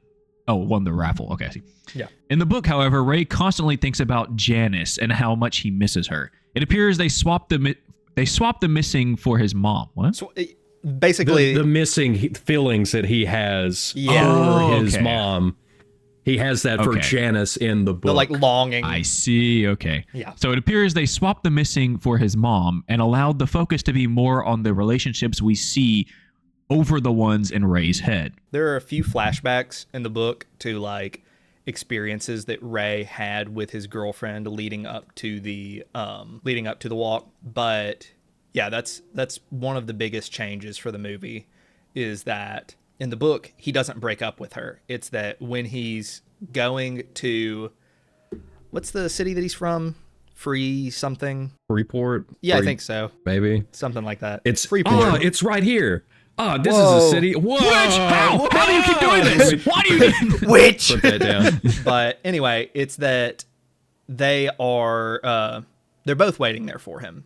And so he's like going back to, see them. And that kind of leads into some other stuff with, like, like Pete also talks about, like, a past relationship that he had in the book that's, like, really important. And they just changed that aspect of his character for the movie. But I think it's one of those things where it's like they knew what they wanted the runtime to be, and they made the right sacrifices to, make everything be emotionally satisfying. Unlike this podcast where we don't know what the runtime is and we just hey, you're the host, buddy. Keep walking, you know. Hey, it's your episode. Yeah, pretty much. Since it is my episode, I do have a question for both of you. If you were in a relationship, remember you're on the walk, but you're also like 18, 19 at the time. You got a girlfriend. Do you break up with her or not?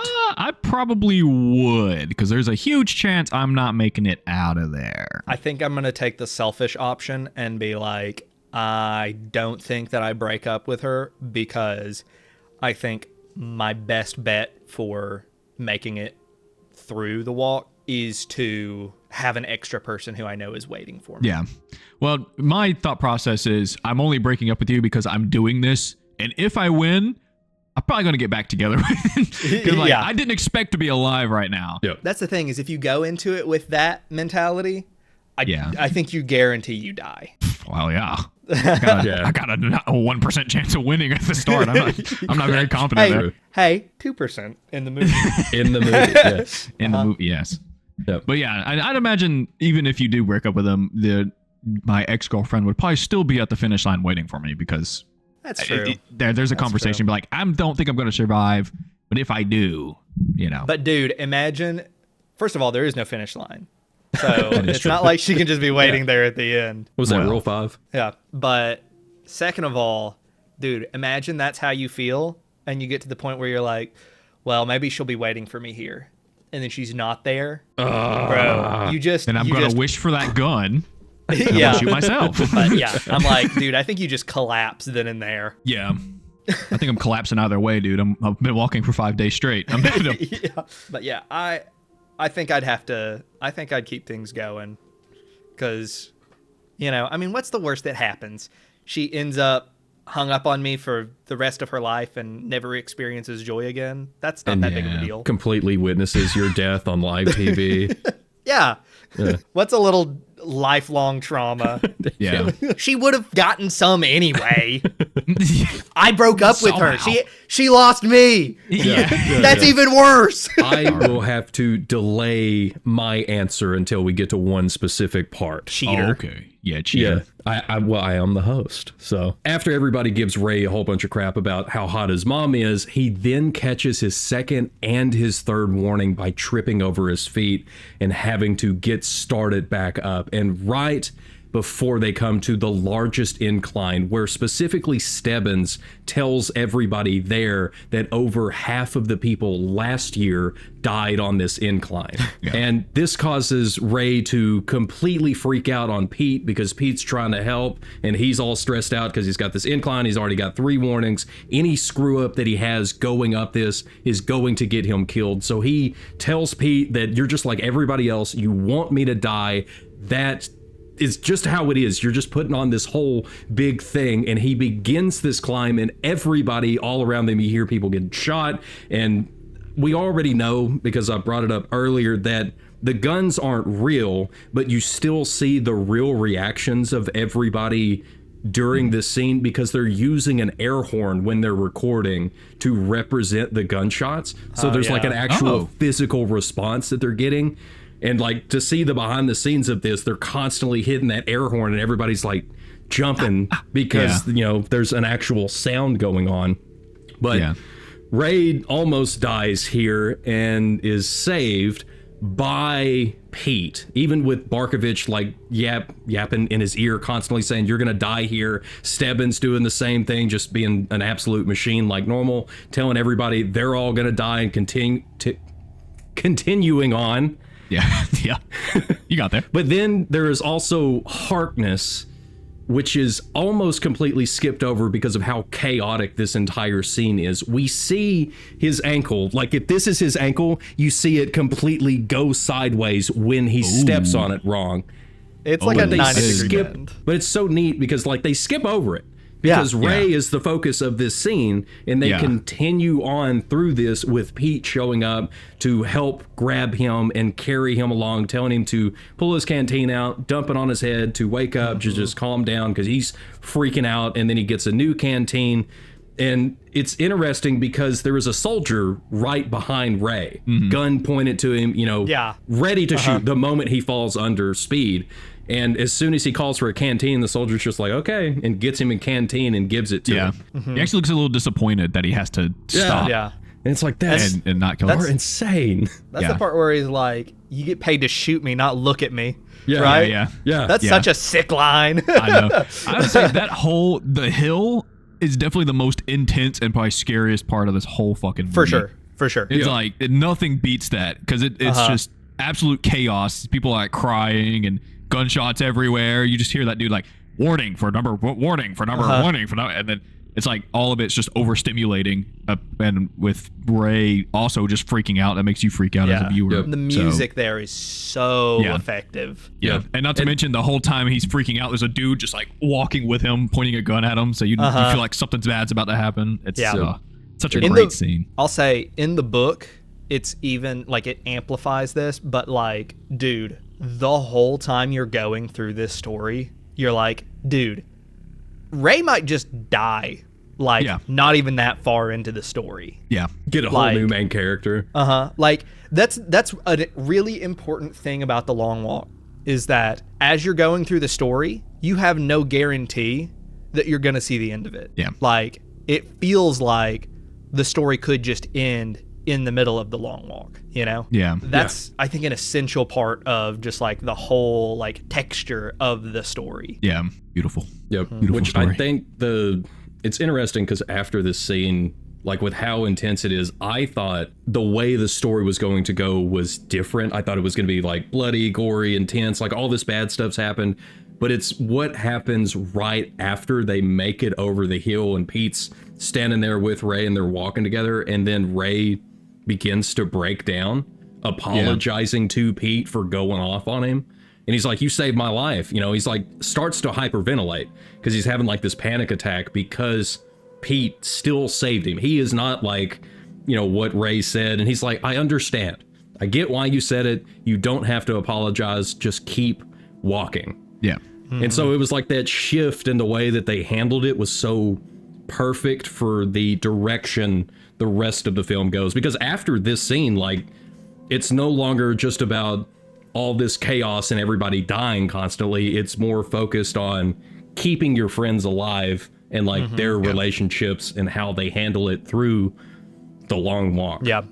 There's a thing that I think is incredibly important in the book, which is there's one chapter where Ray considers the people around him, the musketeers, and he basically is like, feels like his friends are almost like this, as long as their circle is unbroken, it's like this magic spell that protects him. Yeah. He basically is like, I don't know what I'm going to do when that circle is broken, when that spell is broken.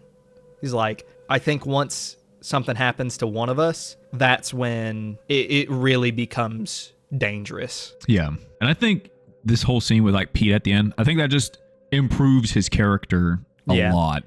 It like shows you that he's almost like coaching him. Almost, yeah. And like I said earlier, it almost seems like Pete didn't plan on winning. He was kind of just doing it because it's like something to do, But this scene is like kind of showed me that he's now doing it for Ray, or he's doing it for his friends rather than just trying to actually win the thing. Like even when Ray like completely shoves him out of the way and it's like, you just want me dead. I don't care about you anymore. He forgives him like right off the bat. He just knows that he's stressed out right now and it's hard. So that's what makes makes Pete such a great, probably the best character in this whole movie. Actually, he's just Pete's kind of the rock. He is for sure. Yeah. The next morning. I see. Another watch is another watch through the movie. All right. Oh, because I read this. Yeah.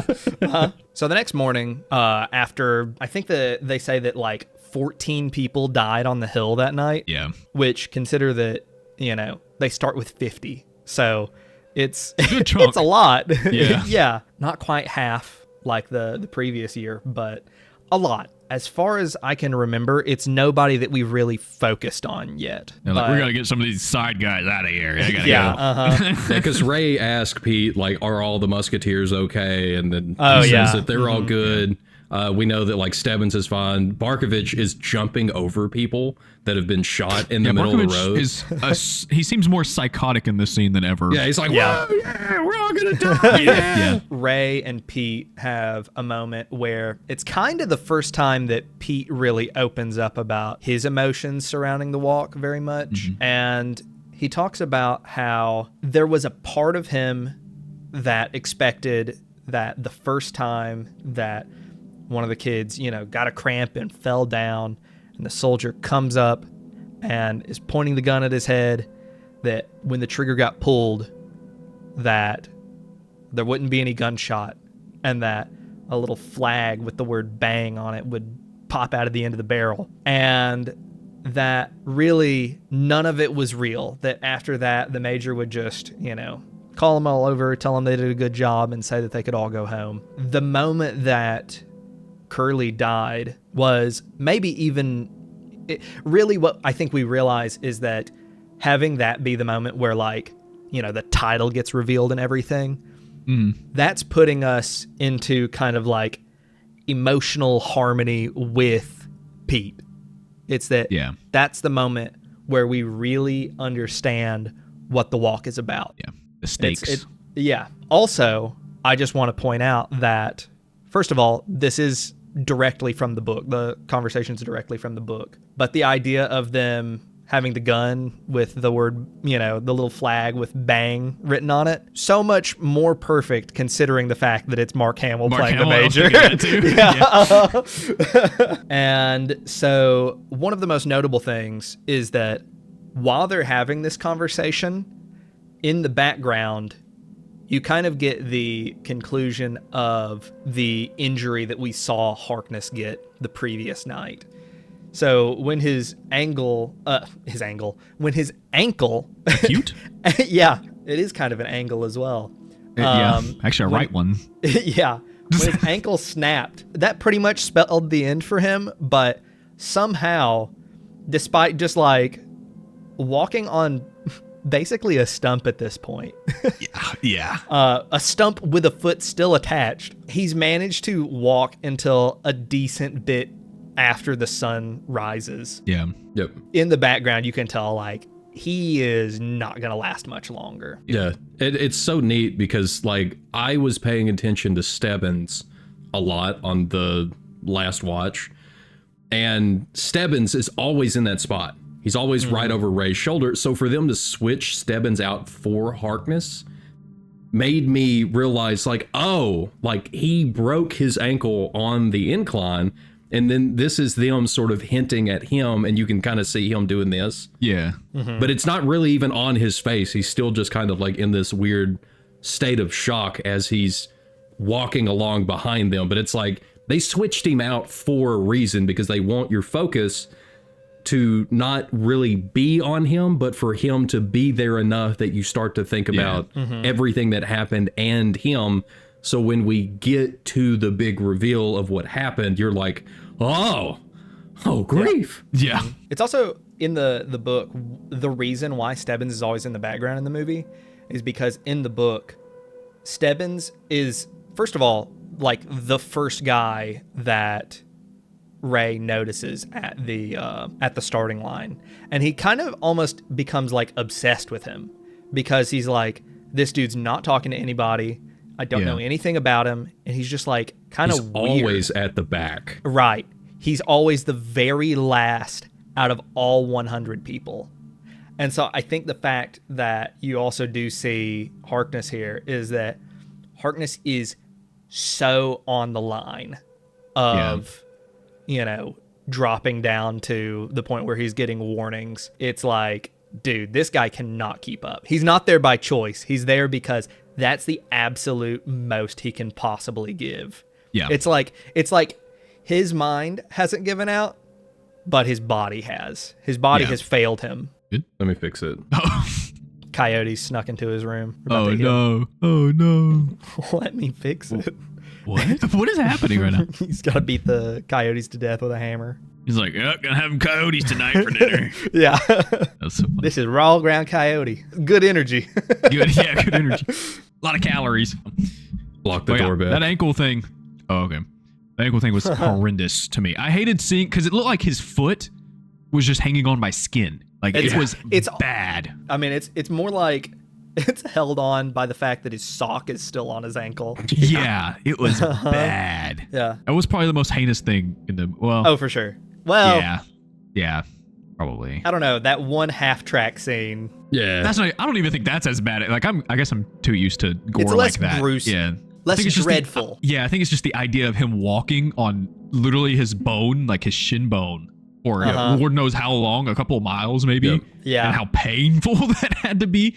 And then seeing his foot just kind of dragging along behind him. Yeah. Kind of. But also the fact, like, the guy that gets run over later, I had to look up who it was. Like, you don't hear his name, but in the subtitles it says who it is, like when he's screaming. But they give his number, so I was able to find who it was. This, like, Harkness keeps showing up through different he's like scenes. the dude with the book, right? Yeah, he's the one writing the book, because he wants to.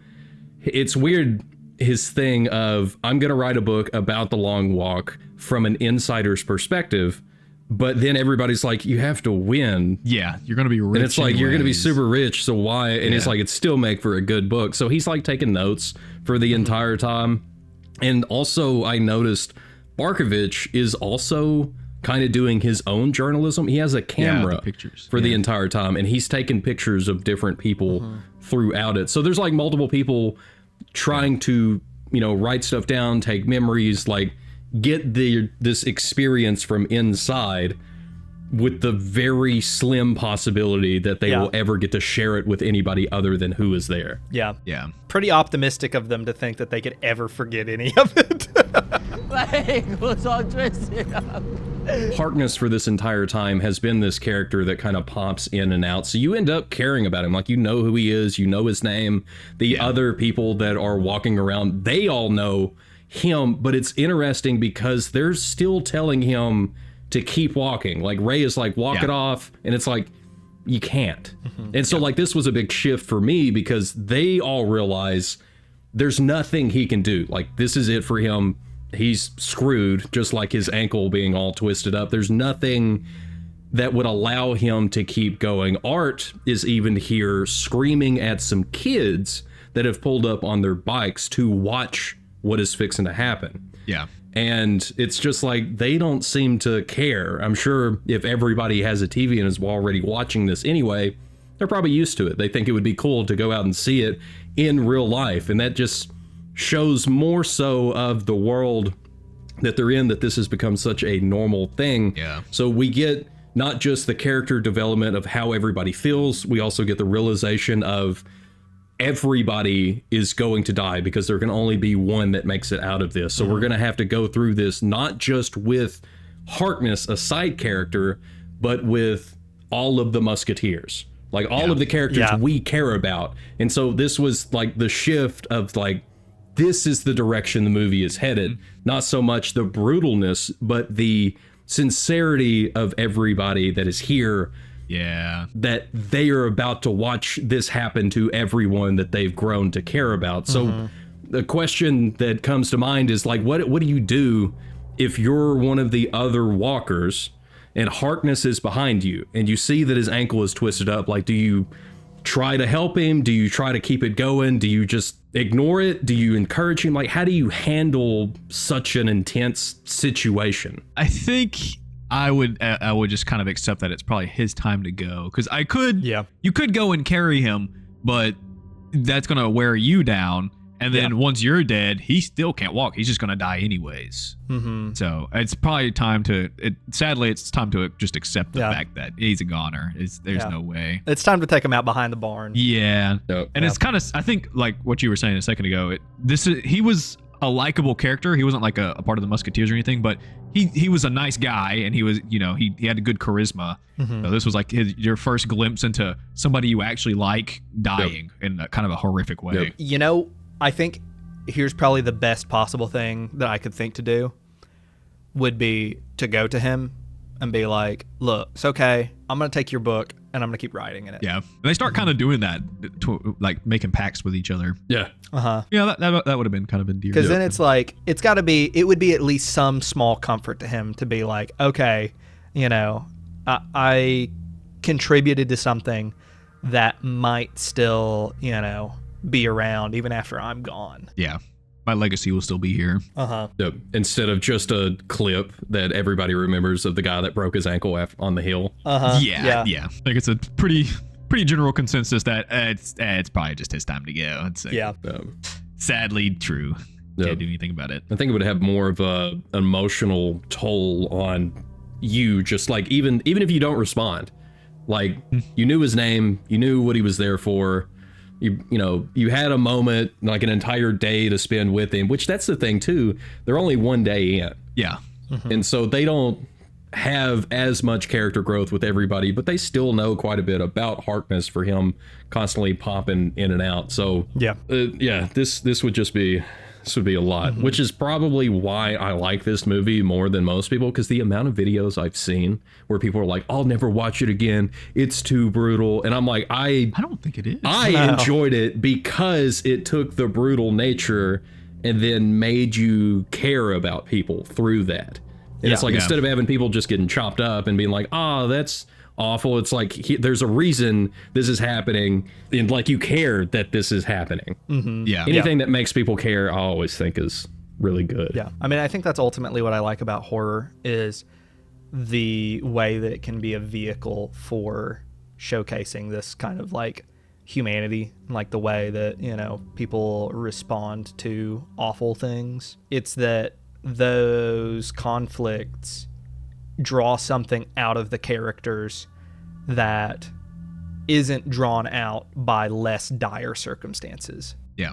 Which I'll say, the whole thing about like, you being like, oh, it's like less than a day. Something that's very relevant to that is the fact that they're pretty much about to hit 100 miles. Yippee! And I'll go ahead and say this because I don't think it gives anything away, but I think it kind of establishes how grueling this is. They are less than halfway into the walk. Yeah. If I'm not mistaken, they are less than a third of the way into the walk. Yeah. And they've already lost like more than half? Yeah. I think maybe more than half. So yeah, so these last It's group bad. of people, it's like It's the real tough, bad. Tough of the tough. So doing the math, they've been walking for 33 hours. Because of course, 3 miles an hour being the slowest you can go. They're going a little faster than that. So probably like 32 hours or so is when they're hitting 100 miles. Hooray! Congratulations on your sacks, gents. Thank you. So the major congratulates them, but there is an issue. Stebbins appears to be getting sick. He claims that it's allergies and that it's just something in this whack Maine air that's, causing him to get the sniffles. But everybody is starting to feel the burden of having walked 100 miles with no breaks, not even to sleep or use the bathroom. And what do you guys think? Do you think the greater burden here is the physicality of just like the exertion, or is it the mental strain of everything that you've seen? Like, obviously it's both of them working together. Yeah, but I think the mental part for me would probably be the bigger battle. Because at this point, you're walking so long, you're a little exhausted, yeah, but you're probably kind of used to it by now. So you can kind of ignore it, kind of, like a muscle memory walking kind of that fast. But watching 25 people get shot in the head and like knowing that that's probably going to happen to me is probably going to fuck me up a little bit. You know? Yeah. Especially if you catch a warning and like you get close to that line anyway. Yeah. Like, it's only, 40 seconds away, you could die. Yeah. Right. I don't know, like the physical toll, I think, would come with trying to sleep, like especially if you're trying to do this on your own and you didn't have someone that you could lean on. Like, I've known a bunch of people in the military that have talked about going out on like really long rucks and like carrying stuff, or being like able to strap in to some of the other people they're with and to march while they sleep a little bit. And I saw somebody bring up the fact that Mythbusters actually did a thing that even simply closing your eyes while you're walking is enough to help relax your brain, so that way it can rest for a moment. And so it's like even just something as simple as closing your eyes while you're walking would help, but you're still gonna need somebody to help keep you going straight. Because I don't know if you ever try to walk Never a straight line with your eyes I've tried it closed a few times. Yeah, I mean, you should Let's try. try. We should have done that, but my I wanted to. My fucking treadmill's way too loud, dude. my remote's supposed to be here in a couple hours. This Oh, podcast that would have been a sucks. lot shorter if we had to walk the whole time. But okay, let's keep going. Let's keep going.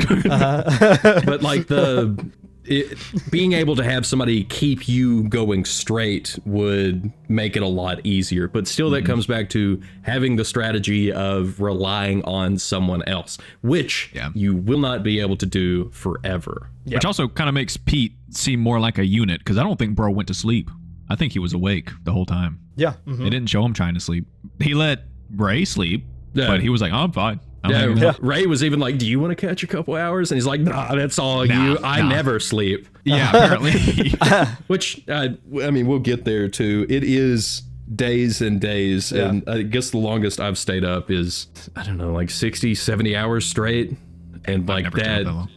it's terrible. You start to like see stuff, and like I would just, it would lead me straight off of the road, because I would assume that is the road, which does come up in the book, I'm pretty sure. Okay. With the fog, because they have to go through a spot where it gets too foggy one night, and it's really difficult to see where the road is. Yeah. Oh, that'd have been cool. So if you step off on accident, I mean, you still get shot. But with that, there is a character here, right after Stebbins talks about his allergies, that he specifically tries to run off of the road. It's number 31. 31? 31. Yeah.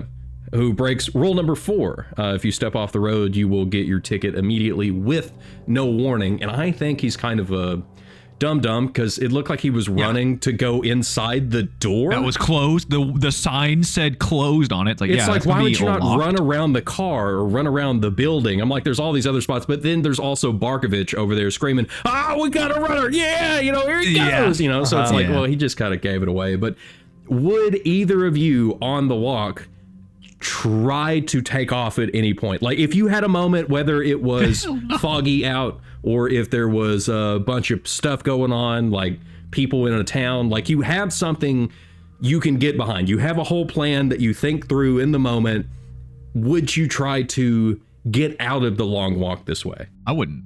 I have a feeling they know where you live. They know where to find you, and you're gonna die at some point. They're going to get their dub. That's but I think it'd be easier just to stay, just to, follow the rules, because it seemed a little brutal out there. Yeah. So I will say, this is actually something I wanted to bring up. In the book, this happens when they're walking next to like some really thick foliage. Oh. And the most important part of that entire scene is that the guy basically like mentions to some people he's gonna try to make a run for it. Oh God, what an idiot. He mentions to some of the other walkers, and Stebbins tells them that after the guy runs, Stebbins tells them that the half tracks are equipped with basically like state-of-the-art hardware that allows them to listen in to every conversation that the walkers have been having throughout the entire book. And I will say that is also true in the movie, but there's only one line that hints at it, and I won't bring it up until we get to that line. I won't bring this up again until we get to that line, because it's one of the most important things in the whole movie, I think. Yeah. Nice. I'm going to be honest. I think the chance I see of me winning, fairly low. The chance I see of me being able to at least make a run for it at some point, I am looking for an opportunity to sprint and run off the road, which means let's split up. And then we can do like all. And that's where we end the episode. They split up. They did it. Yay. Yeah, no, I think I was thinking about the way that he ran, and immediately I was like, nah, he did it wrong. He should have done it this way. Yeah. Like I was going through all of this stuff, and I was like, I would end up trying to run.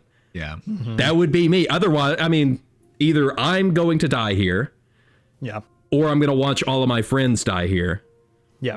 If not, I can at least try to get away, and the country is in already bad financial way. There's like a lot of, it's not like now where they would be able to track you the same way. As long as I take off that, little watch or whatever and try to leave it and then sprint, it's got to be the right time to head out, but you got to make sure to take that thing off. And I think that might be the only spot. If it's like the Omnitrix from Ben 10, it's just that shit on there. Yeah. That's just on there. You're not getting it out. That would be terrible. No, then you have a saw moment, get an axe. Yeah. Your best bet is to wait for a crowd. Oh, probably. Because then you can escape into the crowd. They won't shoot other people. They are careful about it. But then you have to be the final that's why two. the film is, so that's why I think the film is this way.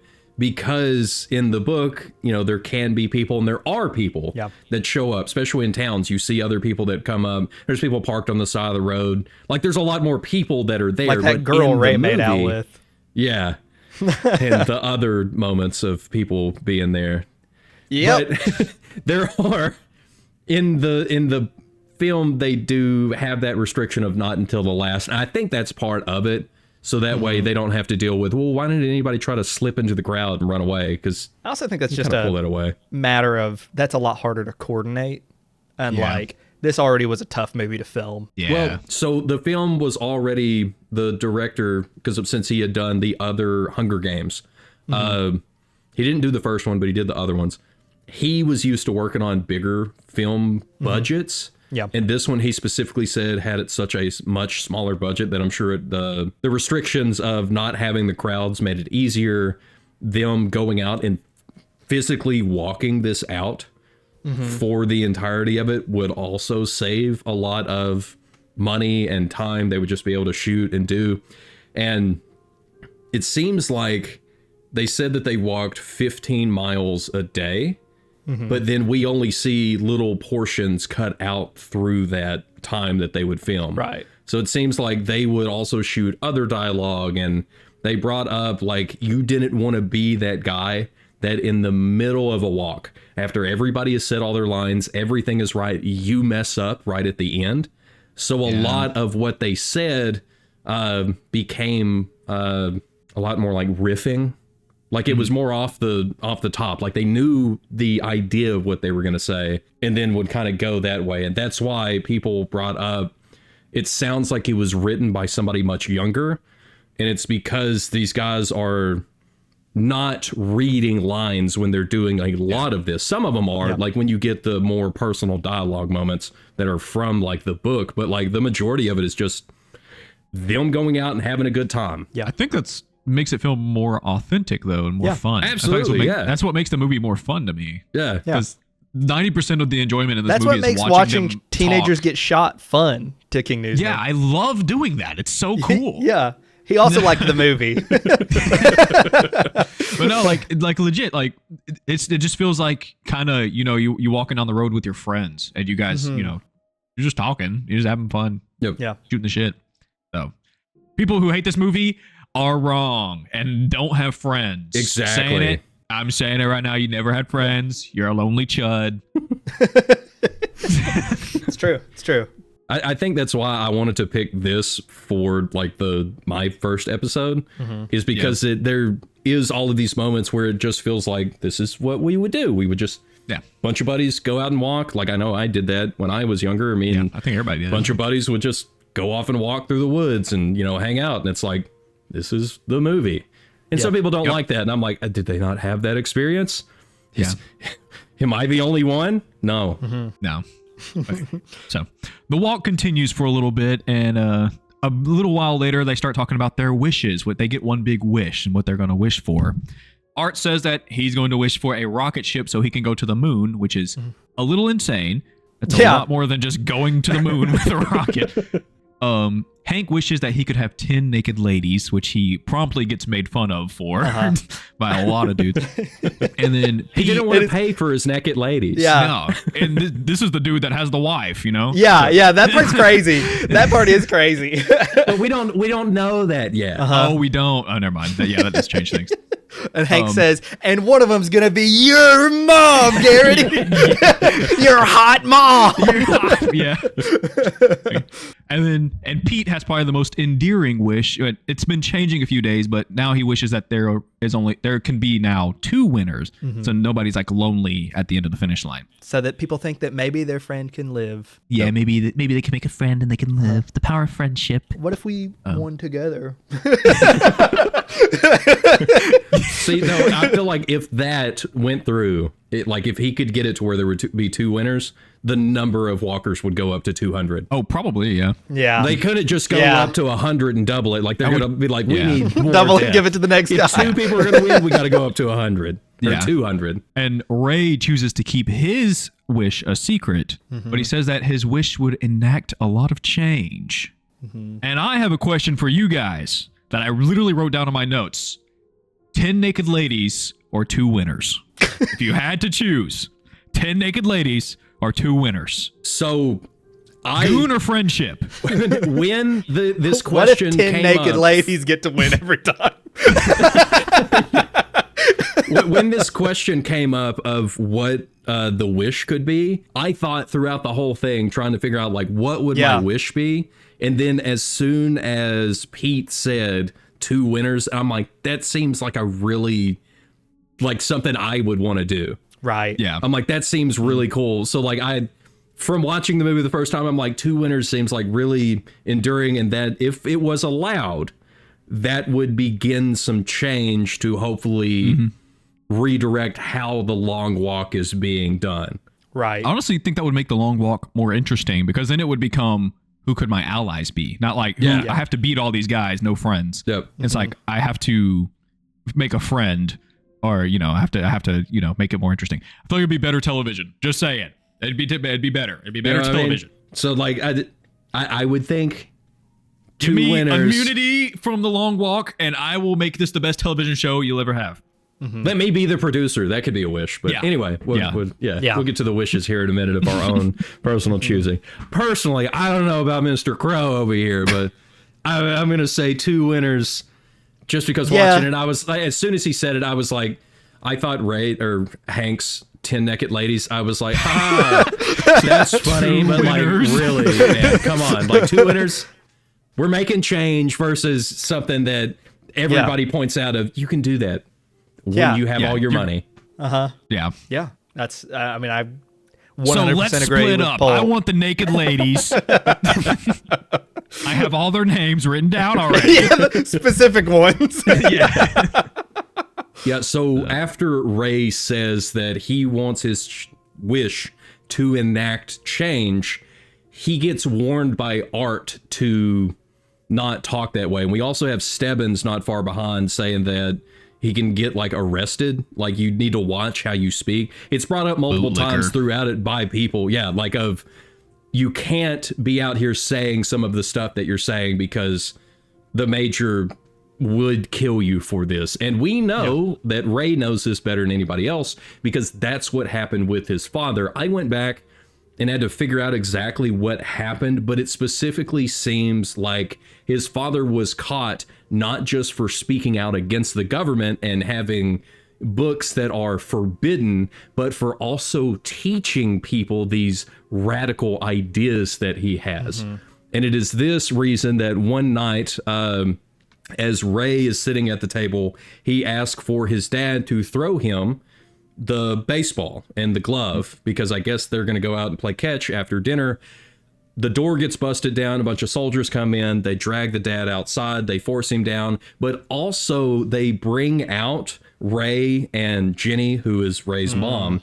Her dialogue here went over my head the first few times because she specifically says he doesn't know what he's saying. Sometimes he just says a lot because she knows things he doesn't mean. She knows what her husband's been doing and why this is happening. But she doesn't want what's fixing to happen play out. But the Major, having Ray's father kneel down before him, gives him the option of either, you know, basically repenting and going back against everything he has been teaching these other people, asking for forgiveness and pledging his allegiance back to America. Yeah. Or whatever they call it. I don't feel like he calls it America, but he calls it this. You pledge allegiance to the state, the system, and the squads. There was a scene there. Just whoa! It flashed it into my brain. That was crazy. Yeah, wild. It's the power of projection. So like the Major at least gives him an opportunity, and I've heard other people bring up that in this moment, if they were Ray's father, they would just lie. They would not worry about, you know, what this means for the stance that they were teaching with these radical ideas and how Ray's father was trying to teach him to be moral and to stand up against oppression and all this. But that's the option that he chooses, is to take a stand, show that there are things that need to be stood against, and that gets him shot. Some would say he has the biggest sack of them all. Yeah. The Major would say that specifically, and then shoot him right in his face. But yes, I didn't realize until afterwards, like, the significance of what happens with Ray's father is big. That's like his motivation for being here. Is that, you know, his father wanted to stand against oppression. This is sort of his way to be able to do that, specifically with the Major. We see it in the beginning when everybody else is getting their tags. That Ray doesn't let them put it over him. He snatches it and walks away. But also that this is Cooper Hoffman, who is the son of Philip Seymour Hoffman, who passed away, I believe, in 2014 when Cooper was like 10 or 11. And so for him playing out this role of having a father that died was a lot for him. But he specifically says, I can give you a quote. I'm going to scroll down to it. This was actually pretty huge. I was like, dang, I did not think of that. I didn't know this. I got a quote. I got to scroll. 50 miles a day. Is that one? It's number 5. It says, on taking the part of a young character who lost his father like Cooper Hoffman had himself, Hoffman said, when your trauma is on display for the world, there's no actually hiding it. And you can see that come through in his performance. But then he continues on saying, I'm like, I might as well talk about it, or I might as well put it into something, because if I keep hiding it and running from it, that's not fair to anyone else who has gone through that. I'm here to display this person and this experience as honestly as I can, and hopefully someone else who watches it and goes, he sees me, he understands me. And that, in my opinion, is the only reason to do any sort of art. Which goes back to what we were saying about like horror movies and scary movies and how they can sort of get through that way and like touch on deeper stuff. And I feel like this is one of those moments that you can use a scary movie to display trauma in a way that many other genres can't, which is one of my personal reasons that I enjoy it. But like also this whole thing, like my mom died 12 years ago. Yeah. So like I connect, you know, with Cooper and like his experience of putting that on display to help other people. And so being able to see the honesty that he had behind the way that he even went about portraying Ray in the movie stood out to me a lot, and it made a lot of sense of learning who he was. Also relevant to that, the director of The Long Walk, as you mentioned, is the same director who did all of the Hunger Games movies past the first one. And the Mockingjay Part 2, I think, is the last movie that Philip Seymour Hoffman ever acted in. And it was released after his death. So, and he was in the second Hunger Games movie and then both parts of the third one. So it's that Francis Lawrence had already worked with Cooper Hoffman's father on multiple movies by this point. That's really neat. I didn't know that. I didn't know that. I didn't know any of this. Didn't cross my mind. Pretty amazing. I got a little bit of goosebumps when you were explaining that. It's making the movie that much better. Yeah. And it's through this entire moment that happens a little later with Ray's explanation of what happens to his father when he tells Pete that we get his wish for a carbine, which is one of the weapons that they use. And everything that I saw, this is not just, this is accurate to the time period that this is supposed to take place in. And his whole point of being here is to wish for it and then shoot the Major dead. Yeah. Which it's one of the coolest moments in the movie, honestly. Like, as we're starting to talk about the wish, I want to say the wish, not a part of the book at all. Oh. Yeah. In the book, the stakes for the Long Walk are if you win, you get everything you want for the rest of your life. Yep. Oh, that's a lot infinite better. wishes. That's crazy. But I do think that just making it be where you just get one wish, it sets up a much faster way for them to like develop characters and establish motivations.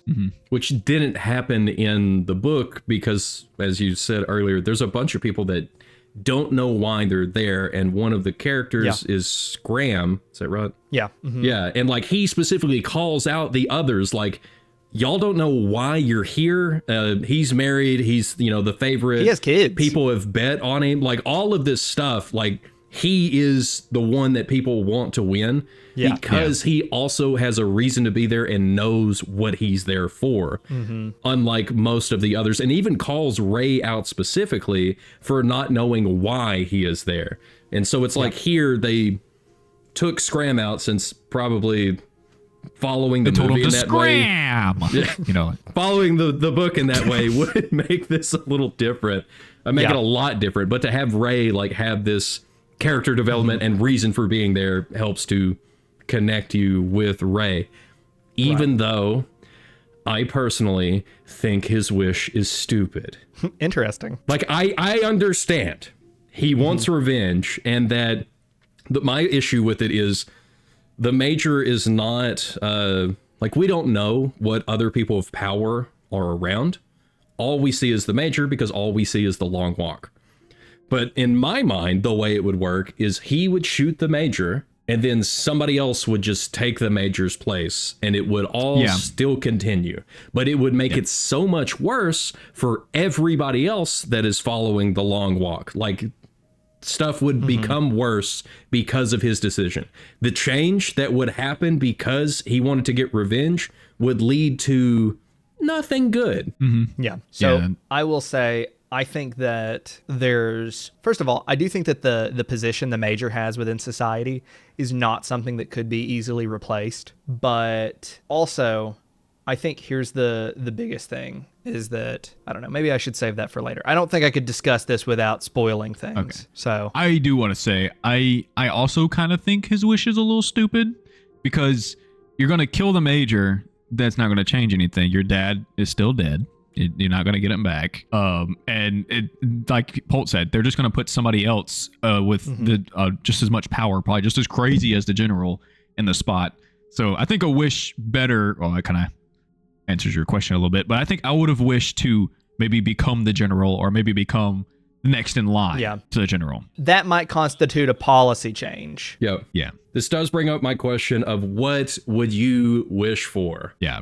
That probably wouldn't be my wish. I still don't know what my wish would be. That's kind of a loaded question. So that was the thing. I also, the entire time since I watched it, I keep trying to figure out what my wish would be, and I can't think of anything, because like I would want to do what Ray wants to do, but I don't know how to do that other than trying to make myself be in a position that would allow me to have connections with everybody that is in power, to where I could then within not wish for change, but put myself in a place that I could cause change. Yeah. So kind of like what I said, like put yourself next in line to be general. Yeah. Okay. I don't know if I would be like, my wish would be selfish or selfless. Like I kind of want to be like, make sure all the walkers' families live a comfortable life. That could be like a selfless wish that would benefit society a little bit. You still get all the money and stuff, so it's like you could still do that. And so that was the thing with like Hank's wish of the 10 Naked Ladies. They're like, you need to wish for something that you couldn't buy yourself, because you've got all the money. You need to wish for something that you couldn't buy. And that's what messes me up, because I'm like, everything I keep thinking about, I could do on my own with the money I would receive. Yeah. Right. I actually wrote about this in my notes because I knew that this was going to be one of the questions. What I wrote down is that a good wish can't just be clever or important or indulgent. A good wish must be of such value that it is worth more than relief from the walk, even ungranted. Yeah. So just the conception, having the wish be a possibility, has to be even more valuable to you than laying down and having it all end. Otherwise, it's not enough to keep you walking. Yep. Another thing that I'll add to it, because I originally had a different wish that I had thought of before we started recording the podcast, and after thinking about it more, I was like, I think that there's a problem with that. You pulled a Pete? Basically. The problem that I have with it, with my original wish, was that at first I was going to just basically be like, I want it to be that everybody within like 2 degrees of separation from me for the rest of time would be disqualified from participating in the long walk. Yeah. But the thing is that conflicts with the narrative that is the whole purpose of the long walk. The long walk is designed to reinforce a narrative. It's propaganda. So I think ultimately you have to have your wish has to be in line with the narrative, or else they will figure out some way to take it from you. It has to be indulgent in some way. It has to be, oh, here's this thing that, everybody wants that I'm going to get because I won the long walk. Yeah. And so I think knowing that, the best way that I could think of using the wish is that I would wish that the next year I would participate in the long walk again, but You're pulling a Squid Game? I want to do the long walk with the major. Ooh, that would be really intense. And he has to be under the exact same rules as everybody else. That would make for great inspiration and great television. And then think about it. The next year, they're going to have record amounts of people signing up for the long walk because that's the whole thing. It's hard to argue with. They want to walk with the major. I'm like, everyone loves the major, but me most of all. Hey. And that's why I want to walk with him. You take the major out. You Yep. get to see it. He's an happen. old man. He's not going to last 15 miles. He gets super buff over the next year. Yeah. Think about how big his sack's going to get. Yeah, I think how big a sack is. Actually, don't think about that. That's disgusting. They could probably like rig it to make it where the general is going to win no matter what. Like Bolt said earlier, they can poison the rations they get. Yeah. And make they people like so. would. I mean, they would go through all of that stuff. But at the same time, with you having already won, you would also be a favorite to win. Yeah.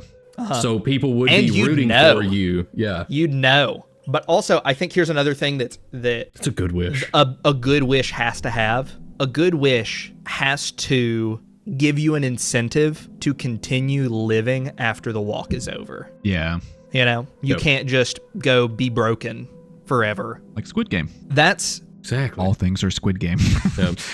That's what this is. This is just Squid Game. Yeah. I think for me, I don't think that would drive me enough. Yeah. But really the thing is that at the end of the day, like I do think that Ray's wish is really good because Ray's Let's wish, split up.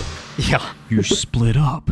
Ray's wish is essentially just a magnified form of what keeps all the musketeers walking, or you know, so many of the musketeers walking after until after Barkovich is dead. Is Yeah. it's they hate this guy so much they're like, I cannot die until this Yeah. dude is dead. Yep. I have to see him go. Yeah, I got to at least outlast him, and that's kind of what Ray's wish is he's like, you know what, I can die, but not before the major.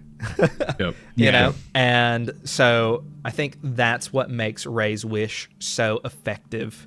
And this is what I had written in my notes, was that his wish is worth more to Ray than life when he signs up for the walk. And it's worth more than death once the walk has begun. Pretty smart. You're And so one smart cookie. I did not even think about that in the slightest. Nice. Well, thank you. Thank you. So, night 2 comes and goes, and Art nearly gets his ticket. Isn't that because he's having He a has to papa shit. squat? Yes. yeah. Yeah. Fastest crap I ever took. Also straight from the book. That line is straight out of the book. There's moments where like with the next part of Ray talking to Pete and then Ray telling him the story of his father.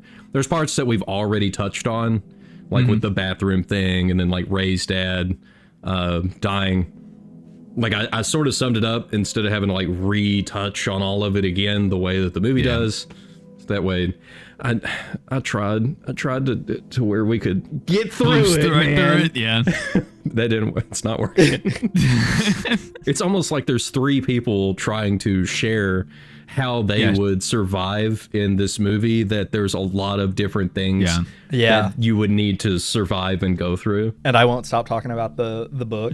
Yeah. Art manages to pinch it off before he gets pinched off. And Pete asks Ray to walk with him after Ray tells him the story of his father. 170 miles in, number 4, Patrick Smith, attempts to beg a soldier for help because his feet are bleeding so badly.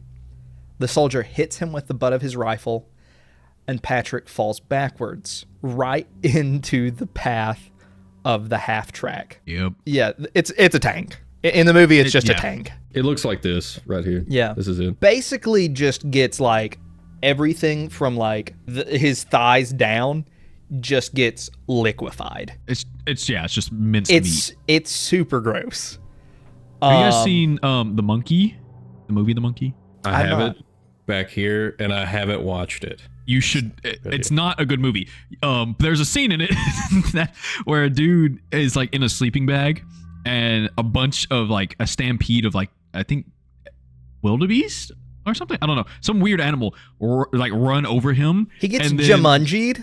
He pretty much, and then they take him to like the morgue place, and they open up the sleeping bag, and it's just minced meat on the inside. It is crazy. That one's also Stephen King, isn't it? Yes, it is. It is. Yep.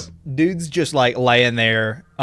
His chances of winning the long walk are pretty low at that point. And He has his they hands. still Walk with his yeah, he could crawl, quitter, but they still give him all 3 warnings, like he's gonna be able to make pace again, and then they just shoot him on the road. Yeah. I do want to point out there is a hint that I didn't realize applies to what happens here. Hint number 12. It's not stated specifically, but recommends wearing white athletic socks, of which he is, and I believe the whole purpose of that is to show the camera how bad your feet are, because you can see the blood that is soaked up through his socks. Interesting. And the reason that he wants to take a break. That's an interesting point. Yeah. Because he's the only one we notice like with shorts and wearing tall white socks, and they are red from the bottom up past his ankle. God. That is a really interesting point, is the I idea that didn't they think would about be putting things in that just help tell the story better. Yep. Because, like, it's definitely, like, explicitly stated that part of the reason that they broadcast the long walk isn't just about inspiring people with, you know, how, you know, Yeah. brave and enduring these people are. The reason people watch the long walk is because they want to watch these kids die. Yeah. It's morbid curiosity. That's Yeah. That's the reason for viewership. Speaking of watching people die, immediately after they shoot the guy who's laying on the ground after getting run over, Patrick Smith. Tressler, who earlier in the movie was kind of like, he was like rallying people because he had like a radio that he was playing music through. He just starts like stripping off his overalls and strips down just to his tidy whities and sprints out ahead of everybody. And the second his foot touches the grass at the end of the at the edge of the road, he gets shot like 6 times. He effectively just goes insane. Like, it seems almost Yeah. instantly, too. It reminds me It's kinda of crazy. what people talk about when people get hypothermia. Really cold. Yeah, Yeah, paradoxical undressing. I was about to call it paradoxical unstripping, which is, I Almost guess, the when you same. put more clothes on. I'm cold. Let me put on a sweater. But like Barkovich here, the first time this happens, which is what, like 100 miles before, or sorry, there's 70-mile difference between then and here, which is another day. The first time somebody runs off the road, he's screaming about it, watching it happen. Here he doesn't say anything. He just takes a picture as Tressler goes to run ahead of everybody, and he's taking his clothes off. He's just Like, tired. it's interesting that they show him specifically looking. It's not so much like concern. It's just like he's no longer excited about watching this happen. Yeah. Which is, I think, really neat for like the direction that they start to take him from this moment through the rest of the story. I think he's starting to notice that he's also getting tired, and he has no friend. Everybody else is all buddy with each other. They even kind of like Stubbins a little bit by this point. Like, they don't like him, but you know, he talks to him. Yeah. And nobody wants to talk to Markovich. He's lonely all the time. Everybody hates him. They want to see him die. So Yeah. he's starting to realize I fucked up, and that comes up here in a little bit, I'm sure. Yeah. First, though, we got to talk about Hank specifically. Oh yeah. Do we have to? I'm sorry. Yes, we have to. Yes. Okay. It's here that Hank drops the jump. That's right. Drops You the got gem. it. He drops going. the gem. It's here that Hank drops the gum that he has been chewing since the beginning of the walk. The gum that he held onto as a symbol of himself. He even said earlier that as long as this gum lasts, so will he. So it's kind of, symbolic kind of thing that is not going so well. 201 miles in, Hank is checked out and he is ready to go home. Stopping right after Ray tells him God's garden is full of weeds. And turning around to... He tells Ray that. Did I fuck that up? Whoops. Because, like, Stebbins comes up to talk Wait, to did Ray. you say Ray tells him that? Whoops. Yeah. My fault. I was like, that Ray? What? That's such a funny idea. It's such a big difference with the Your scene. friends, when your friends like on the brink of giving up, you're just like, Yeah, he's like, hey, you know God's got a lot of weeds in his garden. You should probably give up One here. of them, buddy. Time to go. Yeah. yeah. Whoops. But yeah, like Stebbins comes up and tells Ray specifically, like, I know, do you think you're tired? You're not exhausted. Yeah. Hank is exhausted. And then Ray walks over to try to talk to him because he's not responsive at this point. And this is all he says before he stops. Yeah. God's garden is full of weeds. Yeah. Something that Pete talks about earlier in the movie when he's like asking Ray if he thinks he'll win. And Pete's like, I stopped thinking that I was going to win at about 3 a.m. last night. Yeah. He's like, if it was all about who's in the best shape, I might have a good chance, but it's something in the brain. Yeah. And that's something that Hank actually has, in spades. Like, he, in the book, it talks about how, like, very early on, he basically just retreats into himself. And for probably like half of the book, he's just walking over on the side of the road, not talking to anybody. Yeah. Yeah. And he's like a zombie. Like, he kind of looks like it. Yeah. In the movie. He's like hobbling. He lives so much longer than you expect him to, which they have a bit of a hard time communicating in the movie, but I think they do an okay job. Yeah, the mileage popping up, like being able to track that is what helped me to wrap my head around. Because, like, it's 3 miles an hour, so you can then help to do the math with how long has passed. Yeah. Yeah. But you have to do math because they're not just saying, oh, today is day 5. Congrats. Yeah. This is not, how far in? This would be their 3rd day? 4th day? I think 3rd day. This is night 2. Let me see. 170. That Really? It's not how math works. Could have fooled me. It's not how math works. But like you were saying, it's a mental thing. Right. So Hank has finally had enough. He turns around and tries to grab one of the soldiers' guns, and they straight just shoot him in the stomach a bunch of times. Yeah, the gut shot. As he's getting shot, Art sees him like getting shot, and Art kind of panics because he just watched one of his only friends die. And the gut shot, they say it's like they're just gonna let him bleed out. They're not gonna finish him off. They're just gonna let him die painfully. And Art, being a man of God, doesn't like this ending for him, so he runs back for him and is willing to sacrifice himself with him, right? Hank specifically calls out for Art. Yeah. 46. He yells his name out. I didn't pick up on it the first time, but watching it back, because Art says something about it after this. He said he called my name. He called my name. I know. He needed me. And when he's like I talking thought that was with because afterwards, after Ray and Pete like pick Art up, they're like, "Come on, you have to go. We have to keep walking." Then, oh my God, names! Holy crap! Pete, Ray, Hank is calling out to him, and he's like, "I messed up. I didn't do it right. I didn't do it right." Yeah. And so I thought that was what he was talking about. Was like he could have just helped him die right then. Well, this here, like, he's screaming and stuff, and he specifically yells Art's name, and it's like at the moment he does, Art turns around to run back because Art was going to continue on, but from Hank specifically yelling for him, he can't handle it anymore. Yeah, it's kind of it's a tough situation. One of your best friends you just made recently is like you just watch him get shot, and you have to just ignore it. Yep, which is one of my questions. Sucks. Would you have run back? Probably. If you are walking along, your best friend that you've made on this, Hank specifically, calls your name out, are you going to turn around to go back? I don't know. Ooh. I don't know so much about what you could do, but you could at least go back for him in his last moments. Like, that's kind of where my thought process is. Yeah, same. Because it's like same thing with Harkness. You're not going to be able to keep them going after getting shot like this. But you could be there for a moment. My only issue is they're getting farther and farther away. And so you have to run farther back. So it's like you can't hesitate on whether or not you're going to run back. Like, in the moment, your name is called, are you headed back to Hank? I probably, because you have 30 seconds. You have 30 seconds to consolidate him, be like, it's okay. This is the end of the line for you. I'm going to keep walking for you. I'm here for you, buddy.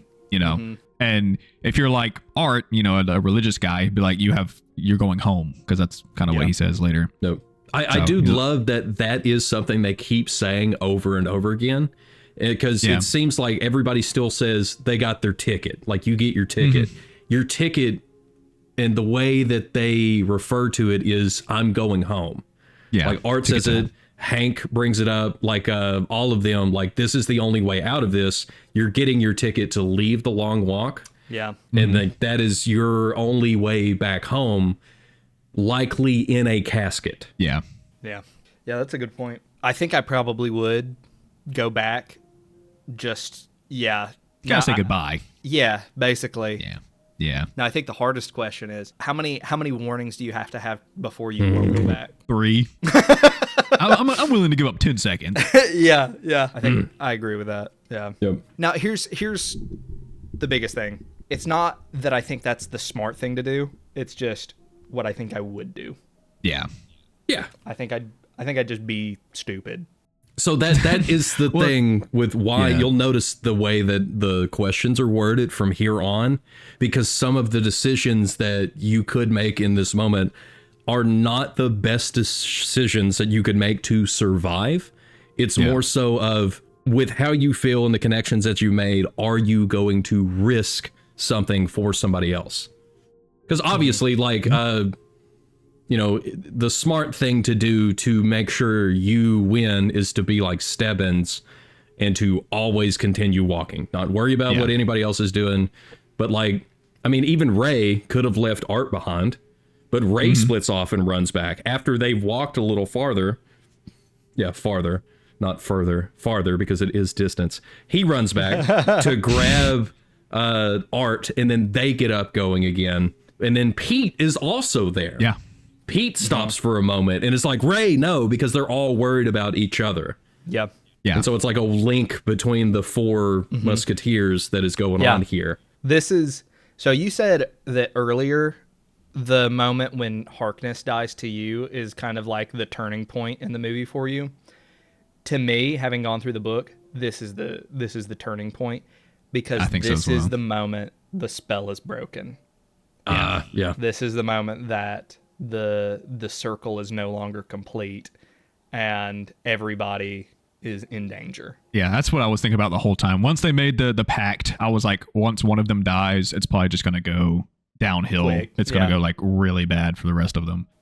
So I agree. I think this is the turning point for me. This whole scene's great, but it also and then from hurts here a on out, lot. it's just the saddest movie you've ever watched in your life. Yeah. pretty much. Yeah. And it gets even worse. The rest of it was because- funny. People dying when they're pooping and stuff like that. You're like, I thought this was a comedy movie. Yeah. But like after this, the next day it's Collie Parker who specifically talks about Hank, and everybody else is like, don't bring his name up. Why are you talking about Hank? And it's like, y'all didn't even know he was married. His wife's name was Clementine. And for me, he told them at the starting line, and they all made fun of him, so he never brought it up again. Yeah. And so that was this is the part that I had to wait as far as breaking up, because this would be me. Like I got married at 18. Yeah. Ooh. Yep. So like I would literally be either Scram or Hank in this. Bachelor over here, boy. Like, I mean, that would be me. There's no, going back as far as like breaking up or anything like that. Like this is Yeah. I don't know why I would put in with that on the line though, other than the situation of how bad life really is. There's nothing else to do, which is the whole point of it, is that it is that bad. Right. Yeah. That does change your answer. If you're married, it's a little harder to just get a divorce before you go walk. If it's a girlfriend, it's like, we could just get back together. You didn't matter to me anyway. I was going to say, one of the things that is also worth keeping in mind with like the unintentional parallels to the Vietnam War, it's like people did, go off to war despite being married. And, It's the patriotic thing to do. Yeah. Uh-huh. Yeah. It was that's just how powerful, that kind of control is when it's coming from, authority that high up. Yeah. Okay. They agree to help Clementine at the winter. Yes. Yeah. Because this brings up the whole Barkovich thing. Yeah. Yeah. And so far, I will point out all of the Barkovich scenes I have had King talk about. Yeah. Your favorite Why? character? Am I Barkovich? Yeah. That's what You chose this. I was joking. Didn't sound like it. After they all learn that he had a wife, they all make a pact to help her. Whoever wins helps give her the best life she can have. They try to do their best to help her out and get over him. All but that jerk Barkovich. Nobody includes him in on the plan, which kind of makes him a little upset, angry, sad. He doesn't like that they're not including him. Like everybody else is talking about it, and they just left him out to die. And this makes Barkovich pull who does he pull over? Ray. He Ray. makes Barkovich pull Ray off to the side and is like, "Hey, why didn't your buddy Pete over here like include me in on your plan? Like, I want to help his wife. I want to be a good guy too. I want to help out. But you guys seem to not want me alive. You guys don't want to see me here anymore." He's like, "We all just got off on the wrong foot." Yeah. He tries to backtrack all the evil shit he's been doing this whole time. Mm-hmm. And Ray, he understands that maybe his mind's not in the right place right now. They've been walking for a while. Everybody's tired. So he's nice to him. He's like, "Yeah, I'll go talk to Pete. I'll let him know that you want to be in on the plan." And then he does that. He goes, "I'm just stupid." He like starts beating his head in. He's been doing that for like most of the movie at this point. Yeah, but this one was like crazy intense. Yeah, it gets worse and worse over the course of the movie, and it seems like it begins happening after what happened with Rank. Oh yeah, because when Art calls him out for being a murderer, he says, "You can't say that," and then he slaps himself. That was the first time he slapped himself was after Rank died. Right. Oh, I didn't notice that. He does feel bad for it, but it's kind of a matter of like, what's the point? Yep. Yeah. Like, we're all here. We're all gonna die. Yeah. He's like, I'm probably gonna die. Why am I gonna spend the rest of my life feeling guilty about this? But then he does it anyway. Mm-hmm. Yep. Yeah. That leads to him trying to get on good terms with the guys, and they all kind of. They're still kind of like ignoring him, kind of mean to him, and he just goes overboard and he grabs something sharp that's in his pocket, some kind of shank. He's got a spoon in his hand. Yeah, it's the spoon it's he was using to eat beans earlier. Yeah, it's just a spoon. I didn't know that. I thought it was like some kind of shank he just I had did just too. in case. Yeah, it's just a spoon for this. That's crazy. Well, it goes overboard. He knows nobody wants him there, and everybody's just walking in spite of him. So he runs in front of everybody and stabs himself multiple times in the neck to kill himself right in front of them. So they're traumatized. So they watch him die. They make sure they know he's dead. Yep. Yeah. He specifically says when he runs up in front of them and stops and turns around, "I'm going to be with you boys forever now," and then stabs himself. Yeah. And so, like, for me, watching this with Barkovich, because, like, I know Stephen King, the way that he does his stories, there's always like one evil character and then there's a side evil character. Yeah. So like the major's the big bad. There's always like a side little bad that is there more involved than the big bad that they're always trying to get to. And so I thought like Batman. I thought in this moment with how he was talking. Yeah. Yeah. I thought in this moment with how he was talking to Ray is that he was about to attack one of them. But then instead of doing that, he runs out in front and removes himself because he says that he didn't want to die hated. He does what he can to get on their good side. And Ray says, "Yeah, man. Yeah, I understand. That's fine. I'll talk to Pete for you and make sure that you're in on the deal. It's fine." And before Pete has a chance to say anything, that's when Barkovich runs up ahead of them. And Pete even calls out saying, "Barkovich, come back." He's like, trying to let Barkovich know that it's okay. So he has like a moment of redemption and doesn't want to mess it up again and removes himself from that, knowing that he didn't die hated. Yeah. So it's like really neat the way they handled it. I know. Right. I thought that he was going to have a bigger redemption arc because he was like a little cartoonishly annoying and evil at the beginning.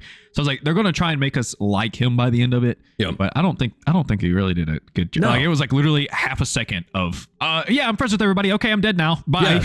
Yeah. Well, like it wasn't that great. In defense of it, I think it's that him being everybody's enemy, that whole dynamic is one, what kept people like motivated. It kept like Pete motivated because he was like, "Oh, I have to survive longer than Barkovich." But I mean, you do have to think like, really, with Barkovich, that's the only element of like competition in this entire competition. It's like he's really the only one they're competing against, and as soon as he feels like he's joined the other team, he's like, there's nothing left in the walk for him. He has lost his motivation. There's a line earlier where Win Stebbins is talking about how Olsen is actually, actually exhausted. He's like, the mule sure doesn't like the plow, or the mule doesn't like the plow, but it sure does like the carrot. And your friend there has realized that he's losing his taste for the carrot.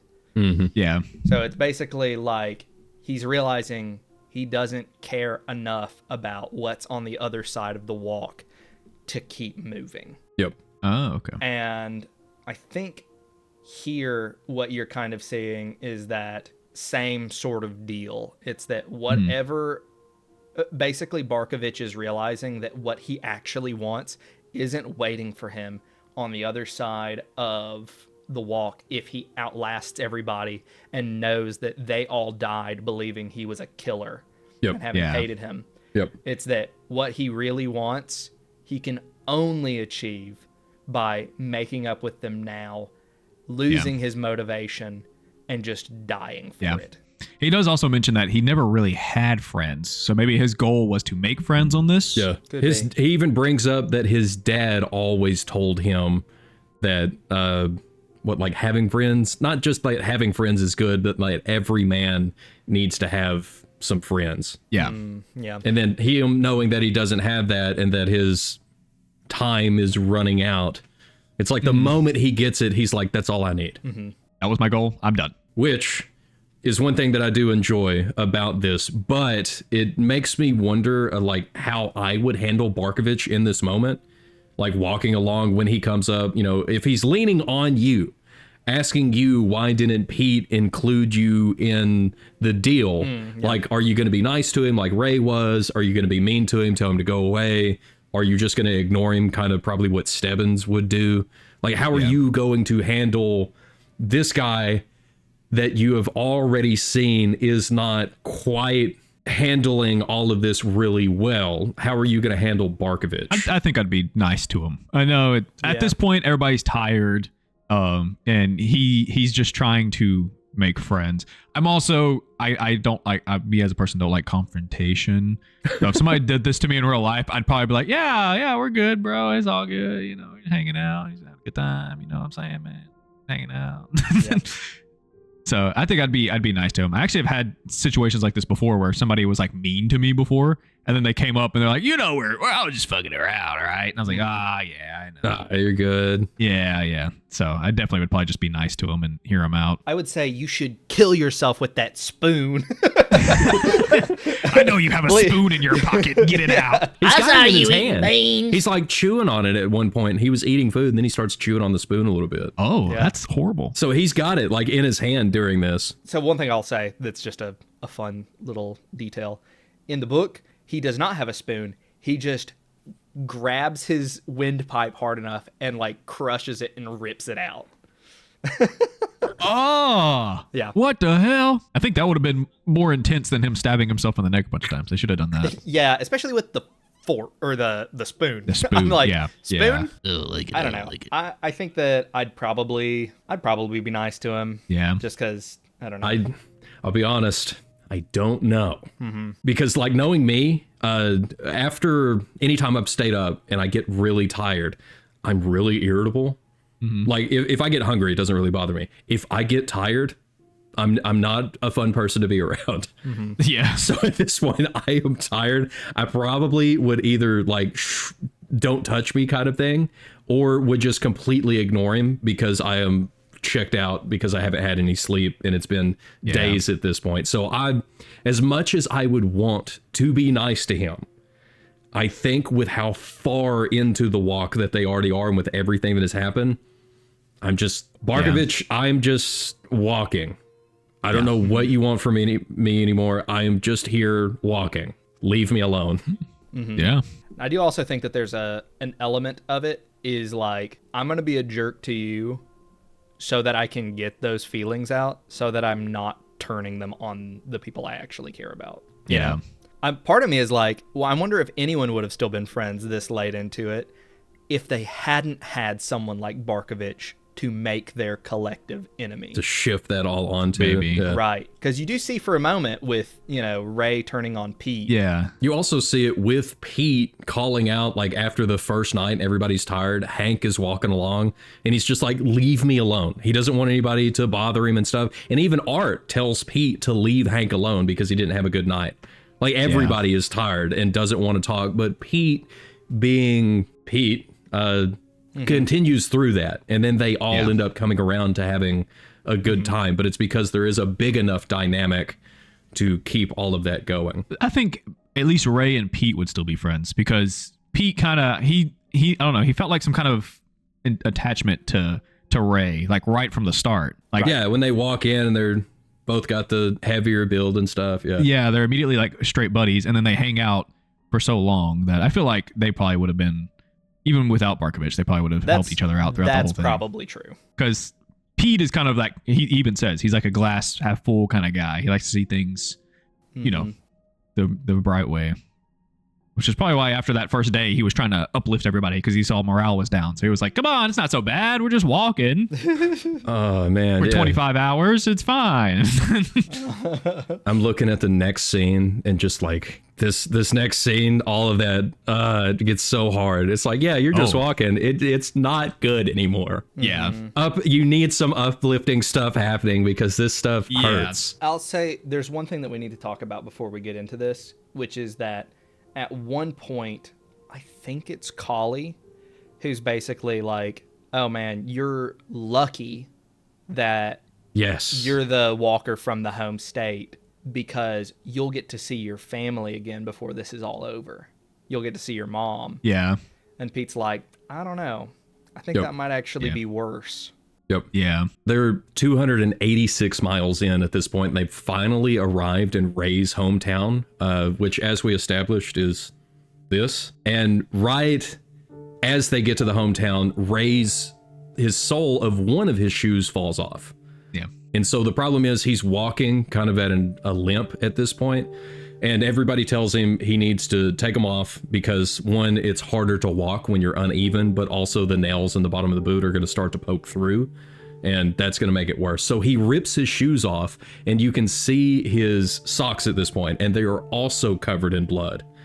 But what makes this whole thing worse is that immediately when they get into town, his mom is there, and she sees his blood-covered feet and that he doesn't have his shoes anymore. And that is the first thing that she says is your feet. And Judy Greer, again, crushes this entire scene. She does amazing. And it's interesting because Ray continues to walk at first. He like waves, he's like, hi, Mom. And everybody else is there. He continues on with his blood-soaked socks. And Pete was right in being that it is not going to be easier for him to see his mom as he turns and runs back to her and begins to apologize, saying that he screwed up, that he shouldn't have been like his dad, he should have stayed home. And she's freaking out because immediately the first thing he is trying to do is step up onto the sidewalk with her. Yeah. Which means that he would get his ticket immediately, but luckily Pete is there and grabs him and is able to get him back going again just in time.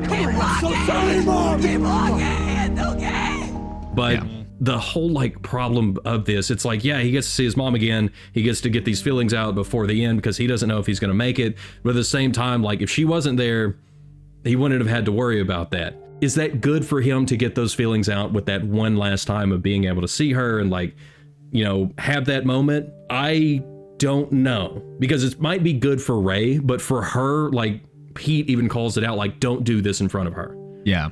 Don't get your ticket and get shot in front of your mom. That's going to be even worse. And like the entire time, she is not focused at all on what Ray is saying in the moment. She is pleading with him to continue the walk because she doesn't want her son to get shot. And like, that's her whole worry. Yeah. And we kind of see the shot from her POV almost, like it's over her shoulder. Yeah. Pete doesn't see that there's a dude right behind him with a gun, like ready to just blow his brains out. Yep. And it's going to traumatize his mom because she's going to watch her son just immediately like die right in front of her. So she's already watched it happen to her husband. Yes. So we see what she sees, and he's like not worried about what's gonna happen to him. He's worried about like making sure she knows that he's very sorry. Which is the irony of this scene, because he's apologizing for being like his dad, for going on the walk in the first place. Yeah. And in this moment, he is going to be like his father and get shot in front of her again. Yeah. Which does bring up the question, if this is you, you're at mile 278, you go through your hometown, you see your mom, what are you going to do? This is likely the last time that you will ever see her, even though the odds have gotten much better of you winning this thing. I think I would run off to the side and try to like give her like a hug or a kiss or something like that, and like maybe assure her that I'm doing okay. I'm fine. I'm gonna make it. Gonna win. Try to ease her mind a little bit. But I probably wouldn't. I know attentions are high right then for him, so I would like to think I was that calm, but I probably wouldn't be that calm. I think seeing my mom would probably make it all too real. Yep. So I think what he's running into here is a moment of like, he's had so much time to think about all the things that he wishes that he'd said to her. It's not just that he's trying to say, you know, what makes sense in that moment, but it's also that he's telling her like everything that he's thought of for the last 286 miles. Yeah. And it's all just. He also that first night dreams about her in a song she used to sing. He specifically tells Ray after a couple days, not Ray, he tells Pete, he is Ray, that he is missing his mom. Yeah. And so there's like these different moments where in the book it's Janice that he thinks of and then he puts that on, but here in the movie he specifically brings up missing his mom. Right. And like even Pete tells him like, you got to keep walking, you got to make it back to her. And like we get a moment right after all of this between Pete and Ray and talking about making it back to her. But like there's been all this time that he's been able to think about it, all these feelings that he's had about being able to get back to her, and finally here she is, and it kind of sinks in for him like, this is probably it. I should have stayed home. Yeah. Yeah. The big regret. Rough. I think that I don't know. I suppose that I think I might try to just keep walking. Yeah. Yep. I think that it's one of those things where it's like, I think I'd have to just remind myself, like, even if I don't die here, like, it's not about winning. It's about making it around the next corner. Yep. Yeah. I think in that moment, that's what you got to remind. It's about that's the a moments, huge thing. Yeah. Which we get into here in just a second, between Pete and Ray and the moments that they share. But I know for me, which of course I already said, I'm dead a long time ago. So like, yeah. I can't put myself in the mindset of having this happen to me. Yeah. Like I have to replace the person with somebody else, either my wife or my dad. And like like I said, when I get tired, I'm not the best to be around. Yeah. So I honestly might, in a moment of difference from how I would probably have been for the last 100 miles, put on a bit of a show. Of like, I'm strong, I can do this, I'm confident, don't worry about me.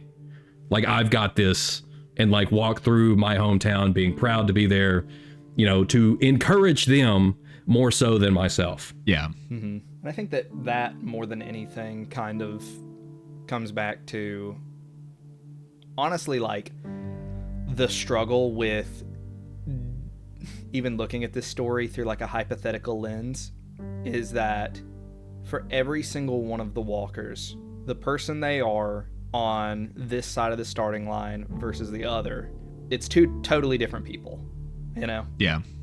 Like, by the time you get to 278 miles, you're not, you know, like your answers to every single one of these questions would be different, you know? Yeah.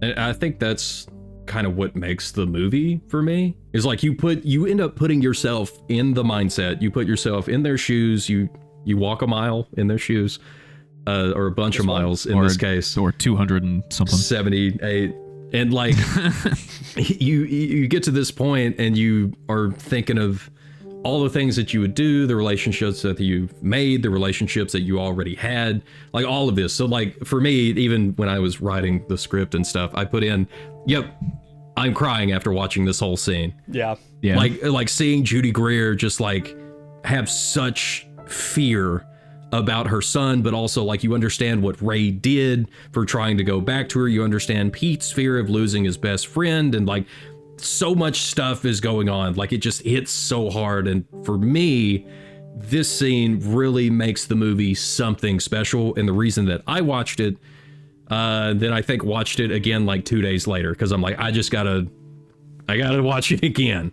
Yeah. And I don't do that very often. Like every single movie I have covered on the channel, I have not watched since I covered it. Right. Yeah. Even The Thing is the only one that I have skimmed through because I had to do part 2.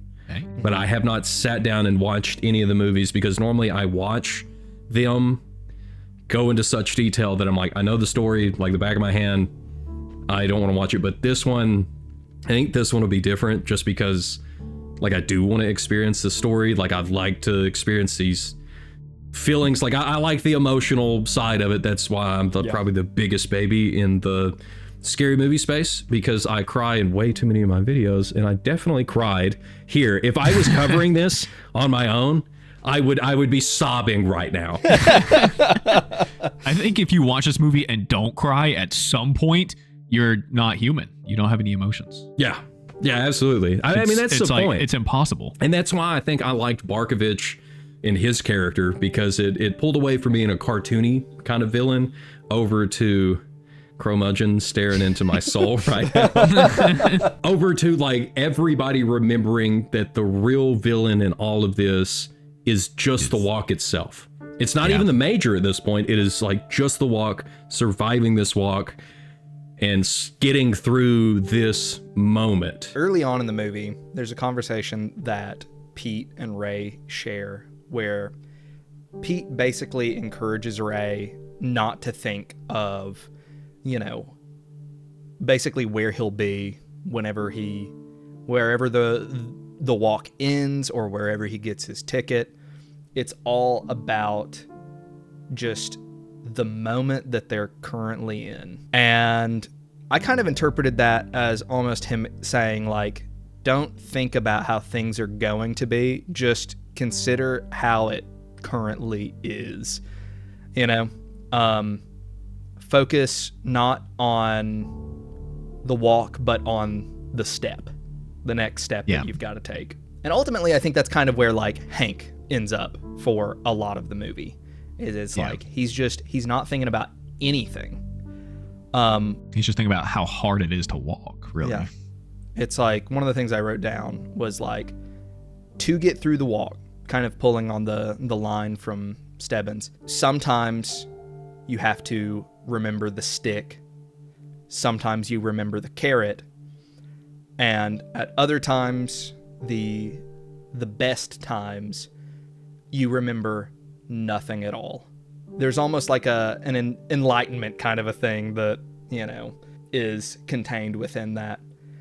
But here, after Ray has just said goodbye to his mother for potentially the last time, and is kind of in this moment where, like, dude, you'd have to feel like the loneliest man in the world at that moment. But Ray isn't alone because he's walking next to Pete. And so, to comfort his friend, what Pete says is he basically reminds Ray that they're in this moment together, and that it's important, and that it's, you know, it matters regardless of what happens in the future. The fact that they are able to, you know, be there and to help each other continue walking. No. This is also when he shows him his scar on his chest. Like he pulls it over and like shows him the scar, and he's got a scar on his face. He gives him like the full background of his life. Right. Yeah. As they're walking to try to comfort Ray from, you know, his mom and everything. This is when that happens. So like you finally get Pete opening up instead of it always being Ray opening up to Pete. Yeah. Because that's an interesting thing, is that throughout the whole movie, Pete has been kind of guarded. Yeah. Like, surprisingly so for somebody who, you know, is as positive and open in other ways. He's like, you know, they ask him about the scar, and he's like, maybe it's better if we don't talk for a little bit. Yep. Yeah. But yeah, he tells the whole story. You get the great line of like, you've been walking for 4 days. I've been walking my whole life. Yep. Yeah. Like before we started even, I think, recording, started talking about how, like, you know, we were wondering how literal that's meant to be taken. Yeah. Like, is he just saying, like, you know, he's always had a life where he's, like, you know, had to leave people that he cared about? Because he basically says that, like, his parents both died when he was really, really young. Yep. He also does say that he did meet other kids that were like him growing up, but then it seemed like there was always something that either pulled him away or he left them behind. He's, you know, basically connecting those things and saying, you know, talking about these other people that he's had like these moments with and who've, you know, made a difference in his life. And here, where they know that probably within the next 24 hours, at least one of them's going to be dead. Pete asks Ray, he says, you ever had a brother before, Ray? He's like, no. He's like, me either. He says the line. He says, will you walk with me for a while? Yeah. And I'm like, yeah. Pete, I would walk with you too. Yeah. I also like this section. This is why I wrote Pete is me, because he mentions that he's doing this whole thing, but he's not really competitive. Like, he doesn't care to win. It's just kind of, he's doing it. And he also mentions that he's not a violent person either. He killed a deer one time and it kind of broke his heart so bad that he never really wants to do it again. And that's a really big point to me, because I did the exact same thing. My dad took me deer hunting and I killed a deer, and then I felt horrible. Even though he was like, yeah, good job, son. I was like, I can't. That did not feel good in my heart at all. Of course, I bring up earlier about going elk hunting and everything. Like, I got like 3 rifles back here on a Like, I understand the importance of it. I'm like, I can't. It breaks my heart. But that raw ground venison is so tasty. Yeah. Good energy. Like, it is very good. Like, it's changed for me over the years from like going trophy hunting. I remember I was either there with my dad or he was telling me after he got back from a hunt that he passed a guy who had shot a porcupine. Oh. And he was like, why? Like, asking the guy, why'd you shoot the porcupine? And it was like the guy just thought it would be neat.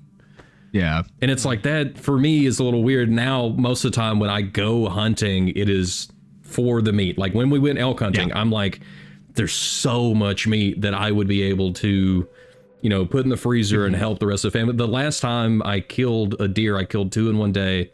I got to give my grandparents some. I left one for my parents, and then I took the other one home.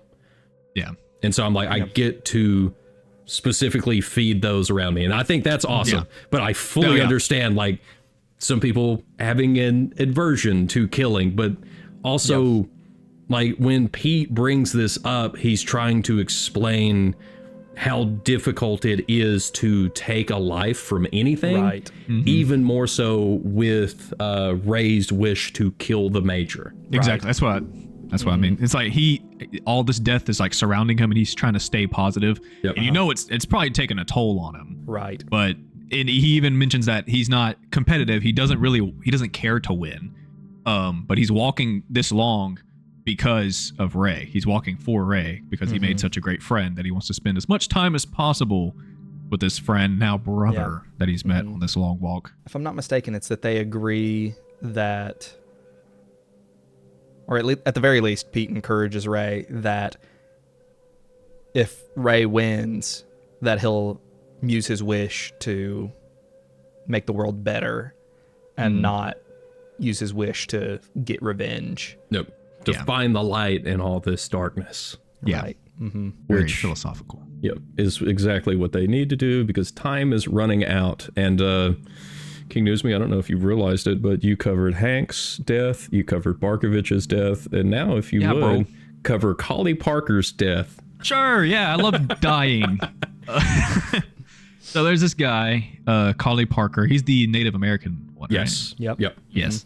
Okay. He's been kind of tough this whole time. He has a few lines. You're starting to get to know him. And finally he's had enough. He's tired. He just wants it to end. And so he manages to wrestle a rifle from one of the soldiers and actually take one of them out before he is just before they shoot him in the stomach, and they're going to let him bleed out as well. He is probably the hardest dude in the he wall. is so badass. He's so cool. Dude, one of the best scenes in the movie, I will say, is whenever they're like having they first start talking about wishes, and Ray is like, my wish could enact change. And they're like, oh, don't start talking like that. You know, if that, you know, is taken for dissent, you could get yourself killed. And he's the one that starts the chant, right? No, it's somebody else does. And then he gets way more into it than everyone else. Yeah. It's like I think it's Pete that starts it. And it's like an activation word for like the sleeper agent, Collie Parker. And he's just like, F the major! Just like over and over again. He's like jumping up and down and doing it too. It's awesome. But so good. There, he gets... Sorry, there. If I can find it. Because there was a whole thing with all of the characters... It's not here. There was a whole thing with all of the characters talking about going out and walking the 15 miles a day and how close they had gotten. And like one of their things that they started to do after they would finish up for the week is I think they would go to the Dairy Queen and get ice cream. And this was one of the scenes that got brought up with when characters started to feel close to each other. Yeah. And I want to say it's Stebbins. The character Garrett Waring, the actor, brings up that was the scene when they're doing the chant that he really felt connected with everybody else. Oh, that's awesome. Because that was one of the moments that brings them together. And I say it's Stebbins. It might not be. If not, it's this person. But like even Stebbins, after the chant gets going, he... at first has a face of like disgust and then almost gives in and like his facial expression changes and he's like, you know what? These guys are all right. Yeah. Yeah. But still knows they're all going to die because he's going to win. Sadly. He's the rabbit. But yeah, so Collie takes the guy's gun, manages to take one of the dudes out, then he gets shot in the stomach, but he's not going to just let himself bleed out. He knows that he's going to die and he'd rather go quickly, so he shoots himself in the head and kills himself. Yeah. While starting a chant of his own in his native tongue. Yes. One thing that's interesting with him, I'll say, is that he's actually from what I remember, the only other character in the movie who has cut characters from the book incorporated into his character. Because in the book, he's not Native American. It's that in the book, always at the very front of the pack, until about here in the story, it's that there are two Native American brothers who entered alongside each other. And it's a point that's brought up in the book that people look at them and they're like disgusted that any family would allow two brothers to enter the long walk together because you know you're going to watch your brother die. Yeah. That sucks. So yeah. But before Collie does his awesome sacrifice that kind of steals the show for a second, Art notices that he has a little bit of a nosebleed that just doesn't seem to be stopping. He actually mentions that his grandmother would put ice on his nose or something to make it stop. But he also says he hasn't had one in many years. Yeah. But he walks for a long time, like, what is it? It says 17 miles with this nosebleed. And then he realizes that it's probably time. It's his time to go. With probably a lot of blood loss going, he's probably really lightheaded, and he just can't do it anymore. So he apologizes to Ray and Pete, and he tells them that he is going home. And they try to tell him, no, it's not that bad. It's just a nosebleed. You've just been bleeding for 17 miles. I think that at that point, when they're telling him that he's been a good friend, I think I don't think they're actually telling him not to. I've interpreted that part of the movie as them being like, it's okay. Yeah. They're like, oh, I get it. I thought they're like, no, it's okay at first. And then when they realize I think that's it. Yeah. I do think that's it. And then they're like, okay, They realize. it's probably about time. It's like they're walking and Art like falls on both of them. And it seems like Ray is like, oh, keep going. Kind of the same thing you did with Hank and Harkness, like keep going, But then it's pretty clear with the amount that he's bled. Even Stebbins says something about it. It's like it's an internal hemorrhage and it's not going to stop. But like Pete, I think, is the one that says you don't need to apologize. Like you gave it your all. You've been going at it. You're a good and friend. you've also been such a good friend. Yeah. And that's the thing that he started off the walk with. He's like, I just want to walk a little and make some good friends. Like the movie reached out and grabbed my heart and threw it across the room. Yeah, this is the saddest death in the movie. It beats everybody else. So he's leaning on his friends. He's apologizing that he's telling him that he's gonna have to go, and he's very sorry about them. But they tell him to not apologize. It's okay. He's been such a great guy, such a great friend. And then he takes off his necklace, his rosary, and hands it to Ray. Does he hand it to Ray? Hands it to Ray and asks him to give it to his grandmother when he wins the long walk. Yep. And then he has one last wish for them, is to not watch them do it to him as he goes. Yeah. And so they say their goodbyes and he just lets go of them, and then they keep walking forward and they don't turn back, but you see in the background they just pop him right in the head. It's the worst. The way he walks out into the background. He actually does like a Jesus thing, right? Like he holds his arms up. Did I notice that? Or it seemed like he was kind of it's stumbling him stumbling really? back and forth. I thought he like that did was this like and then so they shot stuck him. in my head, like that. Just like the physicality of his acting there. Here's exactly what happened. Wow, that's what it looked like. Whoa, Yeah, that's so sad. Why'd you show that to me? I'm sorry. I told you this made me cry. Sorry, I know. And you just like cry then. It's interesting. Stebbins, even he doesn't watch when the first shot happens, but like after Art is already shot, he does turn to look back. Yeah. And so it's like he held on, through the promise. He didn't watch it happen, but he was the only one that did look back. Yeah. Which means that there are only 3 left with Pete, Ray, and Stebbins. It is night 5, mile 326, and the Major has showed up. He gives them some final encouragement, and this is when Ray is just like, I'm too tired. This would be me. I'm too tired. I don't care. Shut your mouth. Leave me alone. Just literally get out of the way. And can you? It literally tells him to shut up. It's so awesome. And can he's you like, can you "You're deliver us sick." the line? What's that second? Go get that prize. It's like, what? What are you talking about? Like, he enjoyed that? What is this?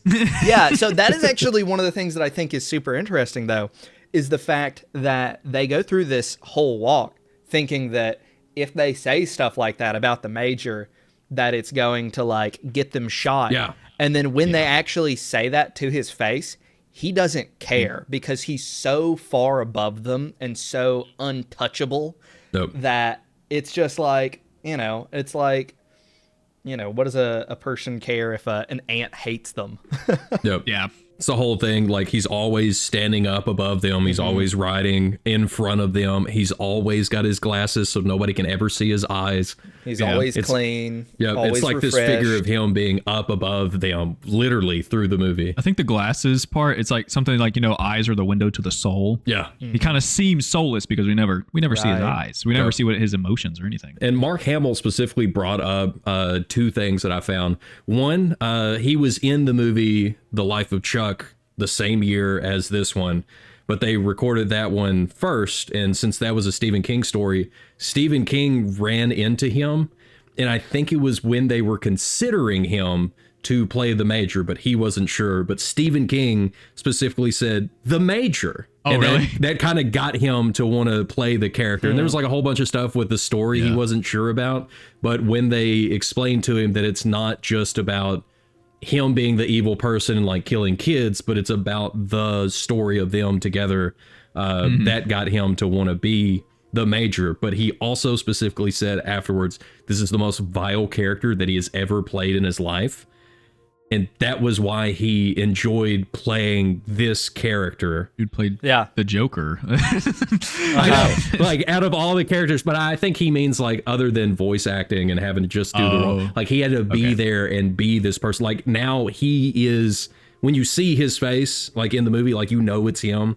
You don't just think the Joker and be like, that's the voice of the Joker. Like this is Mark Hamill as the Major. How do you think Luke Skywalker would deal with the general? Yeah, it's the closest that Luke has ever gotten to Vader. True. Killing the youngling. Yeah.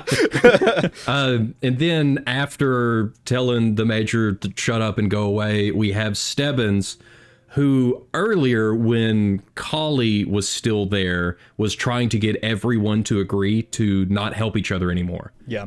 He was like, let's split up. Let's take this as fairly as possible. Oh, clever. Because I'm sure he understands that like Ray and Pete together versus him is not going to work out. And in this moment, he already knows like the last 100 miles, he's looked worse and worse. His allergies are not allergies. It's clear that he's sick. He says that he hasn't been sick in many, many years. And of course, the one time his body starts to fail him, it's here. And then he keeps doing this like cryptic speak that he does throughout the whole thing. He calls himself the rabbit. He says that he's not human, like he was designed to go through with this walk. And then finally admits to Ray and Pete that that's his father. The Major is his dad. The Major's still right there in front of them. Yeah. And he's saying, that's my dad. I didn't think that he knew. But at the beginning, he has the moment when he gets his tag that the Major looks at him and says, good luck, son. Which is like a little hint at the realization that even Stebbins, because he takes a minute and looks at him, and it's like, oh, the Major knows who he is. He knows that he is his son and that, this relationship here.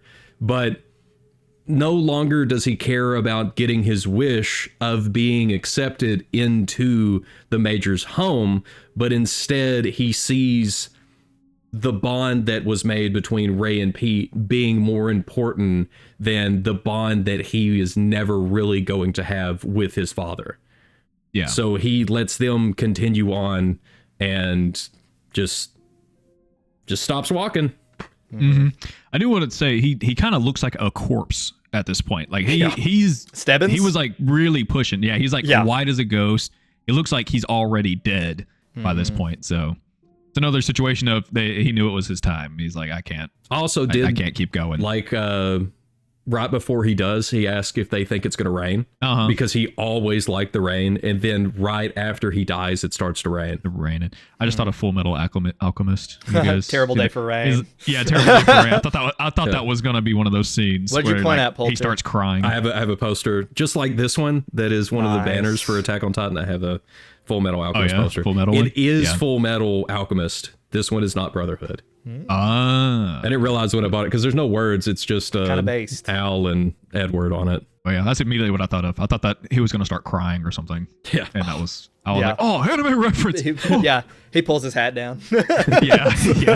Looks up. But no, I think he also talked about what divine intervention or something. What did he say? It was the weirdest thing. It's like divine intervention. Like he wasn't destined to win this. And it's like it's doing everything it can to stop him. Which I wanted to take that back to the letter from the very beginning, because ultimately I think that this is the biggest factor in the long walk, more than motivation or strategy. What's the very last line of the letter that everybody receives when they're accepted into the long walk? Luck to you. At the end of the day, it's all about luck. Yeah. So after Stebbins is taken out, it begins to rain, and then we just have the two of them walking, Pete and Ray.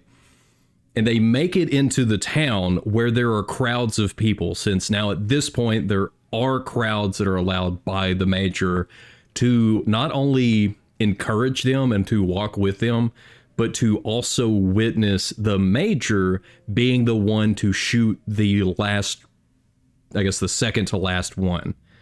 Like the other one gets to win, the one that gets all the warnings, the ticket is given by the Major. which appears like it's going to be Pete. As they're walking, it's interesting because they don't say anything. They're side by side. It's Ray and Pete together. And Pete just looks at him, and Ray just kind of like, nods.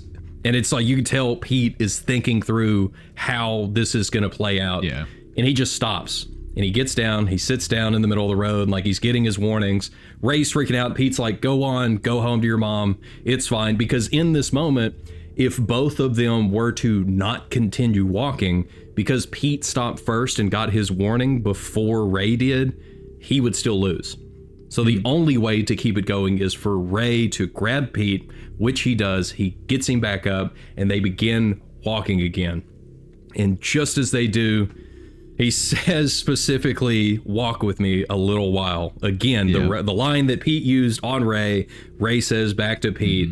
And it's neat because he's behind him and he's holding his shoulders, and then Ray's just like, all right. And then Ray stops. Pete continues on, and he ends up getting, I guess, he doesn't get any more warnings. He just gets he's shot. already on his third. Yeah. And then that's when Pete realizes that this is it. And it says Ray is shot twice and then is executed by the Major the exact same way that his father was. But not his mother being there to witness this. Instead, it is his brother, Pete, seeing all of this happen. But now with Pete being the winner of the long walk, the entire crowd cheers the moment that Ray dies, because that means somebody has finally won. There's fireworks going up. Of course, it's raining, and just Pete is broken down in the middle of the road. And the Major looks at him and asks him what his wish is. And he's crying too much to even respond, and he takes a moment and then asks for a carbine. Is it a carbine or carbine? I thought it was carbine. I think it is. He asked for a rifle. Yeah, he asked for the rifle. And then he says, you'll have one. And he says, no, I want this one that is right here. Yeah, he gets the gun and he holds the Major at gunpoint.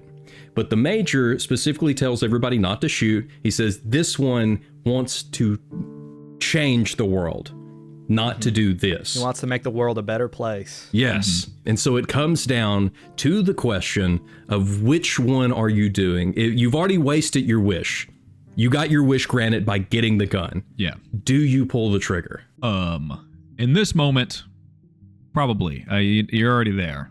And Pete has no one left. His brother just died. His mom and dad are dead. His uncle is dead. He's once again going to be a loner. So even if they do just end up peppering me with bullets, I don't have anyone left. There's no one. I lost everything. So might as well take somebody out with me. But I'll have to talk about this in a little bit. I'll let Crow do his thing. Absolutely. I mean, really, at this point, he's already committed to going through with Ray's plan. And so, I mean, but that's not the question. It's, would I do it? I think if I put the gun down, I'm dead. Yeah. Oh, yeah. So I think the only choice I've got. He does say The Major things you says still haven't no done harm anything. done. Yeah, no That's harm true. will be done to you. Yeah, I'd probably pull it still. Yeah, I think I would too. I don't think I would. For me, like I would already be irritated that I wasted my wish in the moment because I was upset and wanted to get revenge for my friend, who I specifically said to, like the day before, not to chase after revenge. Yeah. But like I get, emotions get to you, but what I like about the movie is that we get both endings, whether he shoots the Major or not. Alternate ending, it ends with this another group of text popping up on the screen just like that of the beginning with the letter. It explains that Pete did keep his promise to Hank, Art, and even Ray, as each month Ray's mother, Art's grandmother, and Hank's wife would all receive large envelopes filled with more money than they had ever seen before. No one is ever there and nothing is ever said, but the money arrives every single month without fail. Not long after the first envelope arrives at Art's grandmother's, she also received a small package, and inside was the rosary and the cross. And so it's like he is able to carry out all the promises that he had made to everybody else that had died, that they were hoping somebody would. Yeah. But instead, with him choosing to shoot the Major falls dead and everybody else disappears. The crowd goes silent. Like, there's no sound around him, and then he walks away. And listening back to it over and over again, right as he holds the gun up, is about to make his decision, either put it down or to pull the trigger, he says, "This is for Ray." But when he says Ray, it's stretched. Like there's an echo that happens. This is for Ray.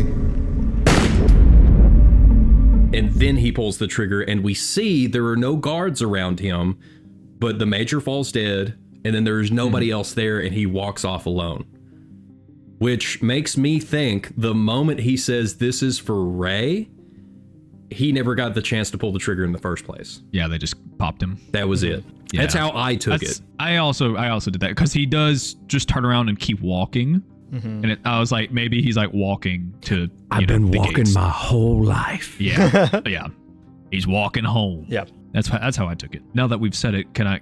Okay. Yes. I think that the alternate ending matches Pete's character more than the one they gave us, because Pete was all about positivity. He was like, he knew that nothing would come if they killed the Major. He knew that nothing would change, really. They would just probably put somebody else in charge.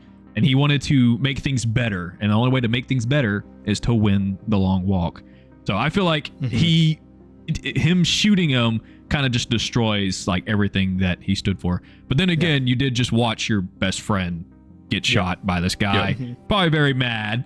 Yep. But I think he would be like smart enough to just put the gun down. It's like, I'll do what I can to help rather than harm. The only other way, I think the traditional way that this would have played out for somebody writing a movie would be that Pete would die, Ray would win, but then Ray would use his wish to have two winners and would take up what Pete wanted and would carry that out. Like that would be like a traditional hero's journey kind of thing. The original version of the script. Can I wait? Are you going to talk about the book or the a different version of the script?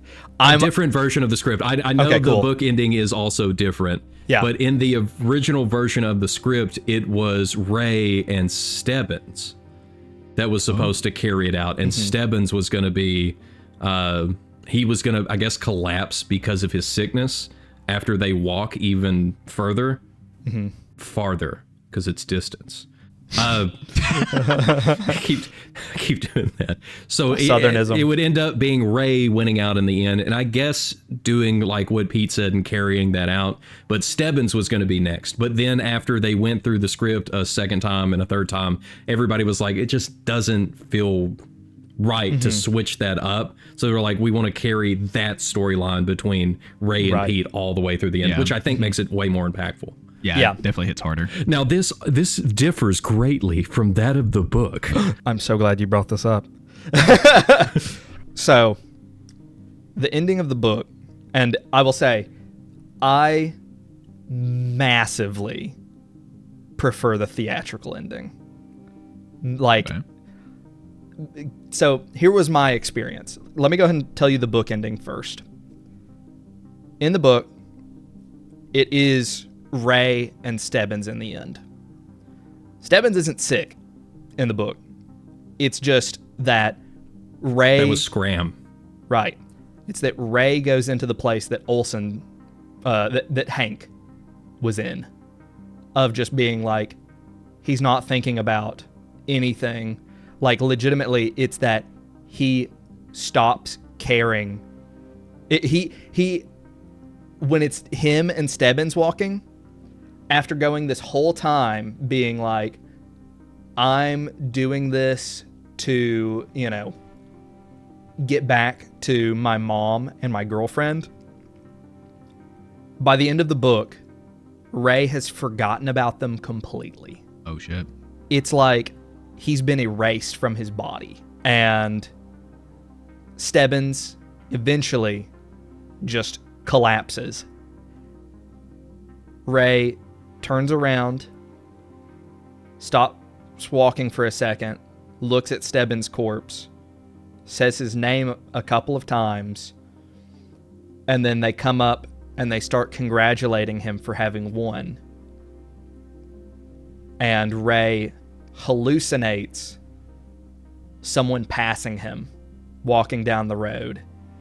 And without another word, Ray turns away from all the people congratulating him and continues walking down the road. Oh, shit.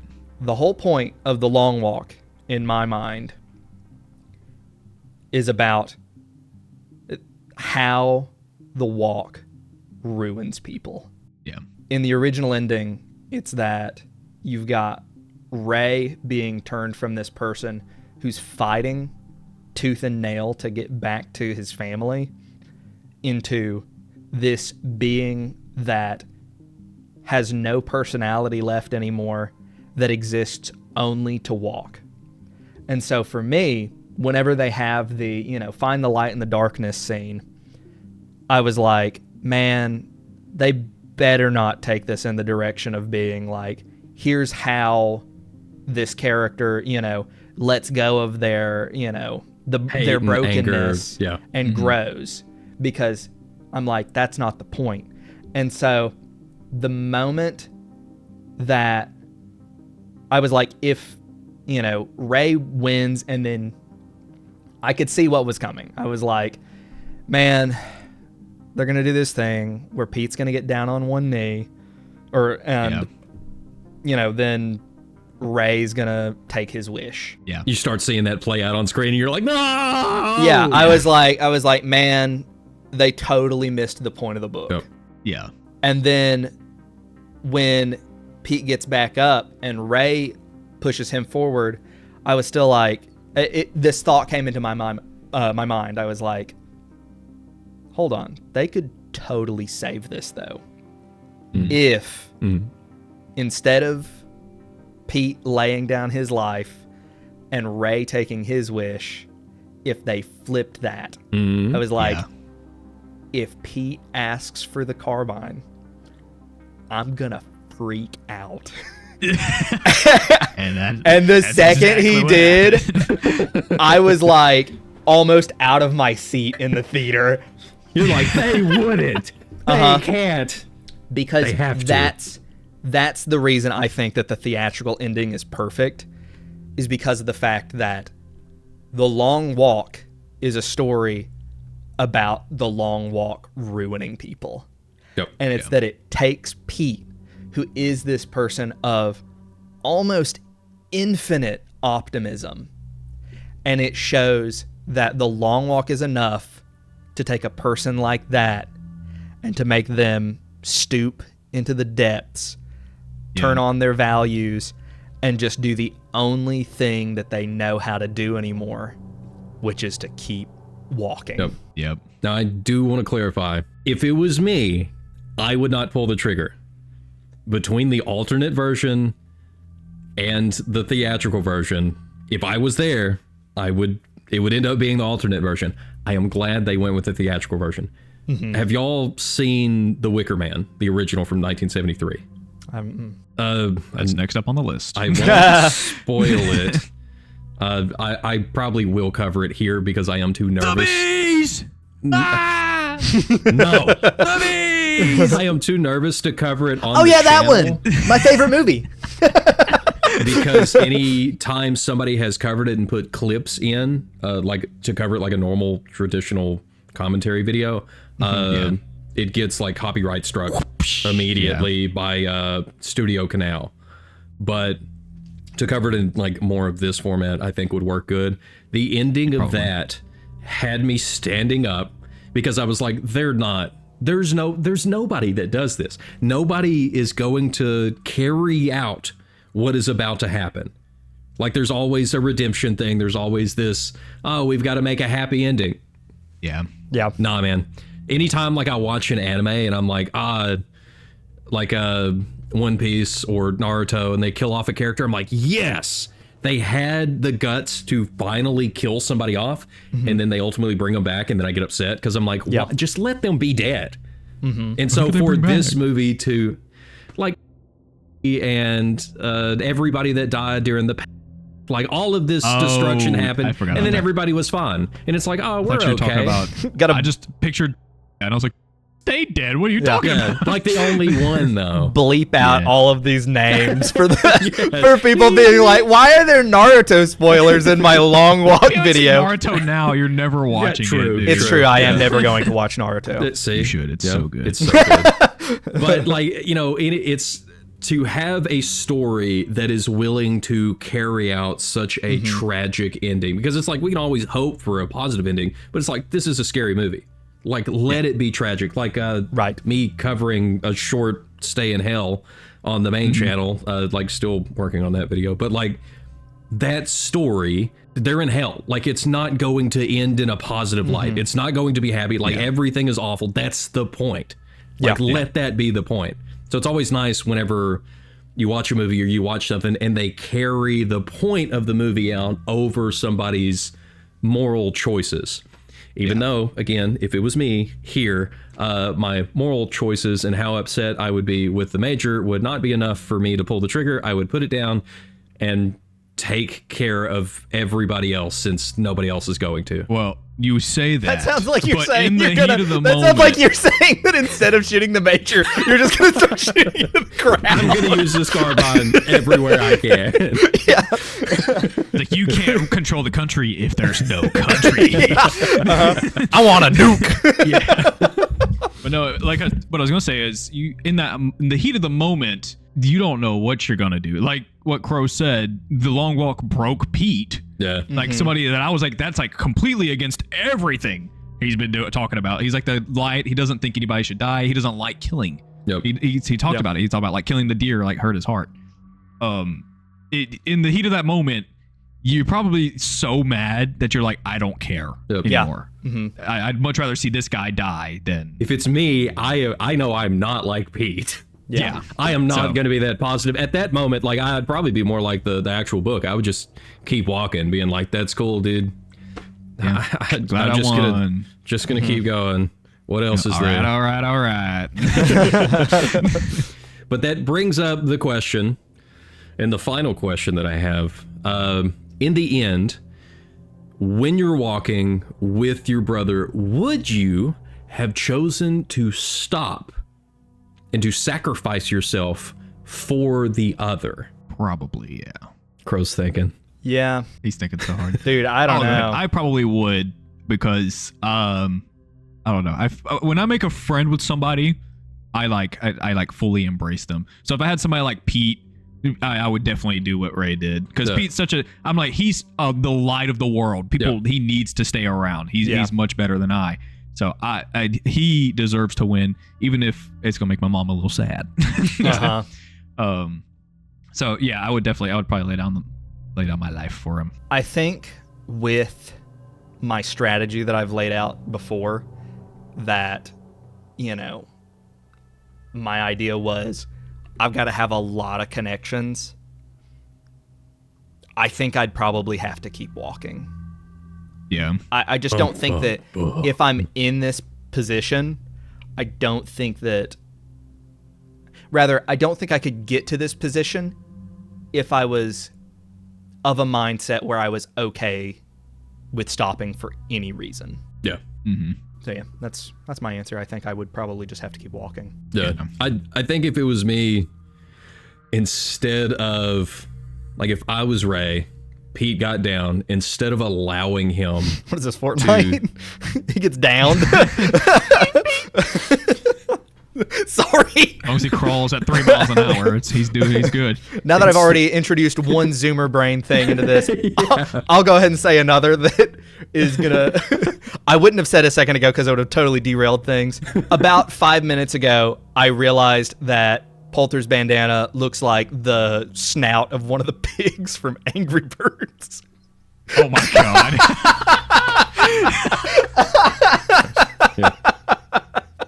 I'll put another one on. No, not the one. don't think it'll reach. I'm so sorry. We've been recording for like Almost 4 hours. yeah, and you're this gonna is our have second a fun recording session. I have been standing here the entire time. Yeah. Yeah. Have fun cutting this down. 7 hours. Which is why, specifically, I would probably pick up Pete and then keep walking with him. And like, just let us walk until one of us dies on our own. Yeah. Yeah, until you just can't anymore. Yeah, Like, there's until we no can't. way And then we're physically- like, look, there was no way for us. It wasn't about us deciding. This looks so dumb. It's not about us having to choose when it happens. It's just, we're going to keep going, and then that'll be that. Well, if that's the case, Pete's obviously still going to win. He's 1 pound less. Less weight to carry around. Yep. Yep. And they say heavier guys get tired faster. Heavy guys You get guys fat. get fat? It's true. Well, yeah. I do know from experience. Kinda how it works. Yeah. We did it. We made it through the movie. If you had not chosen this, Bolt, I probably would have. Really good, especially for this year. It's in my top 3 for the year for sure. It's pretty high up there for me. Which is why I covered it in this episode and had to choose it. And the way that we plan on doing this podcast is to have each one of us rotate with who is going to take the next episode. So that way we can have like a host and then co-host to kind of go through whatever that host brings to us, and we can have a more genuine reaction to how we would go through the stories ourselves.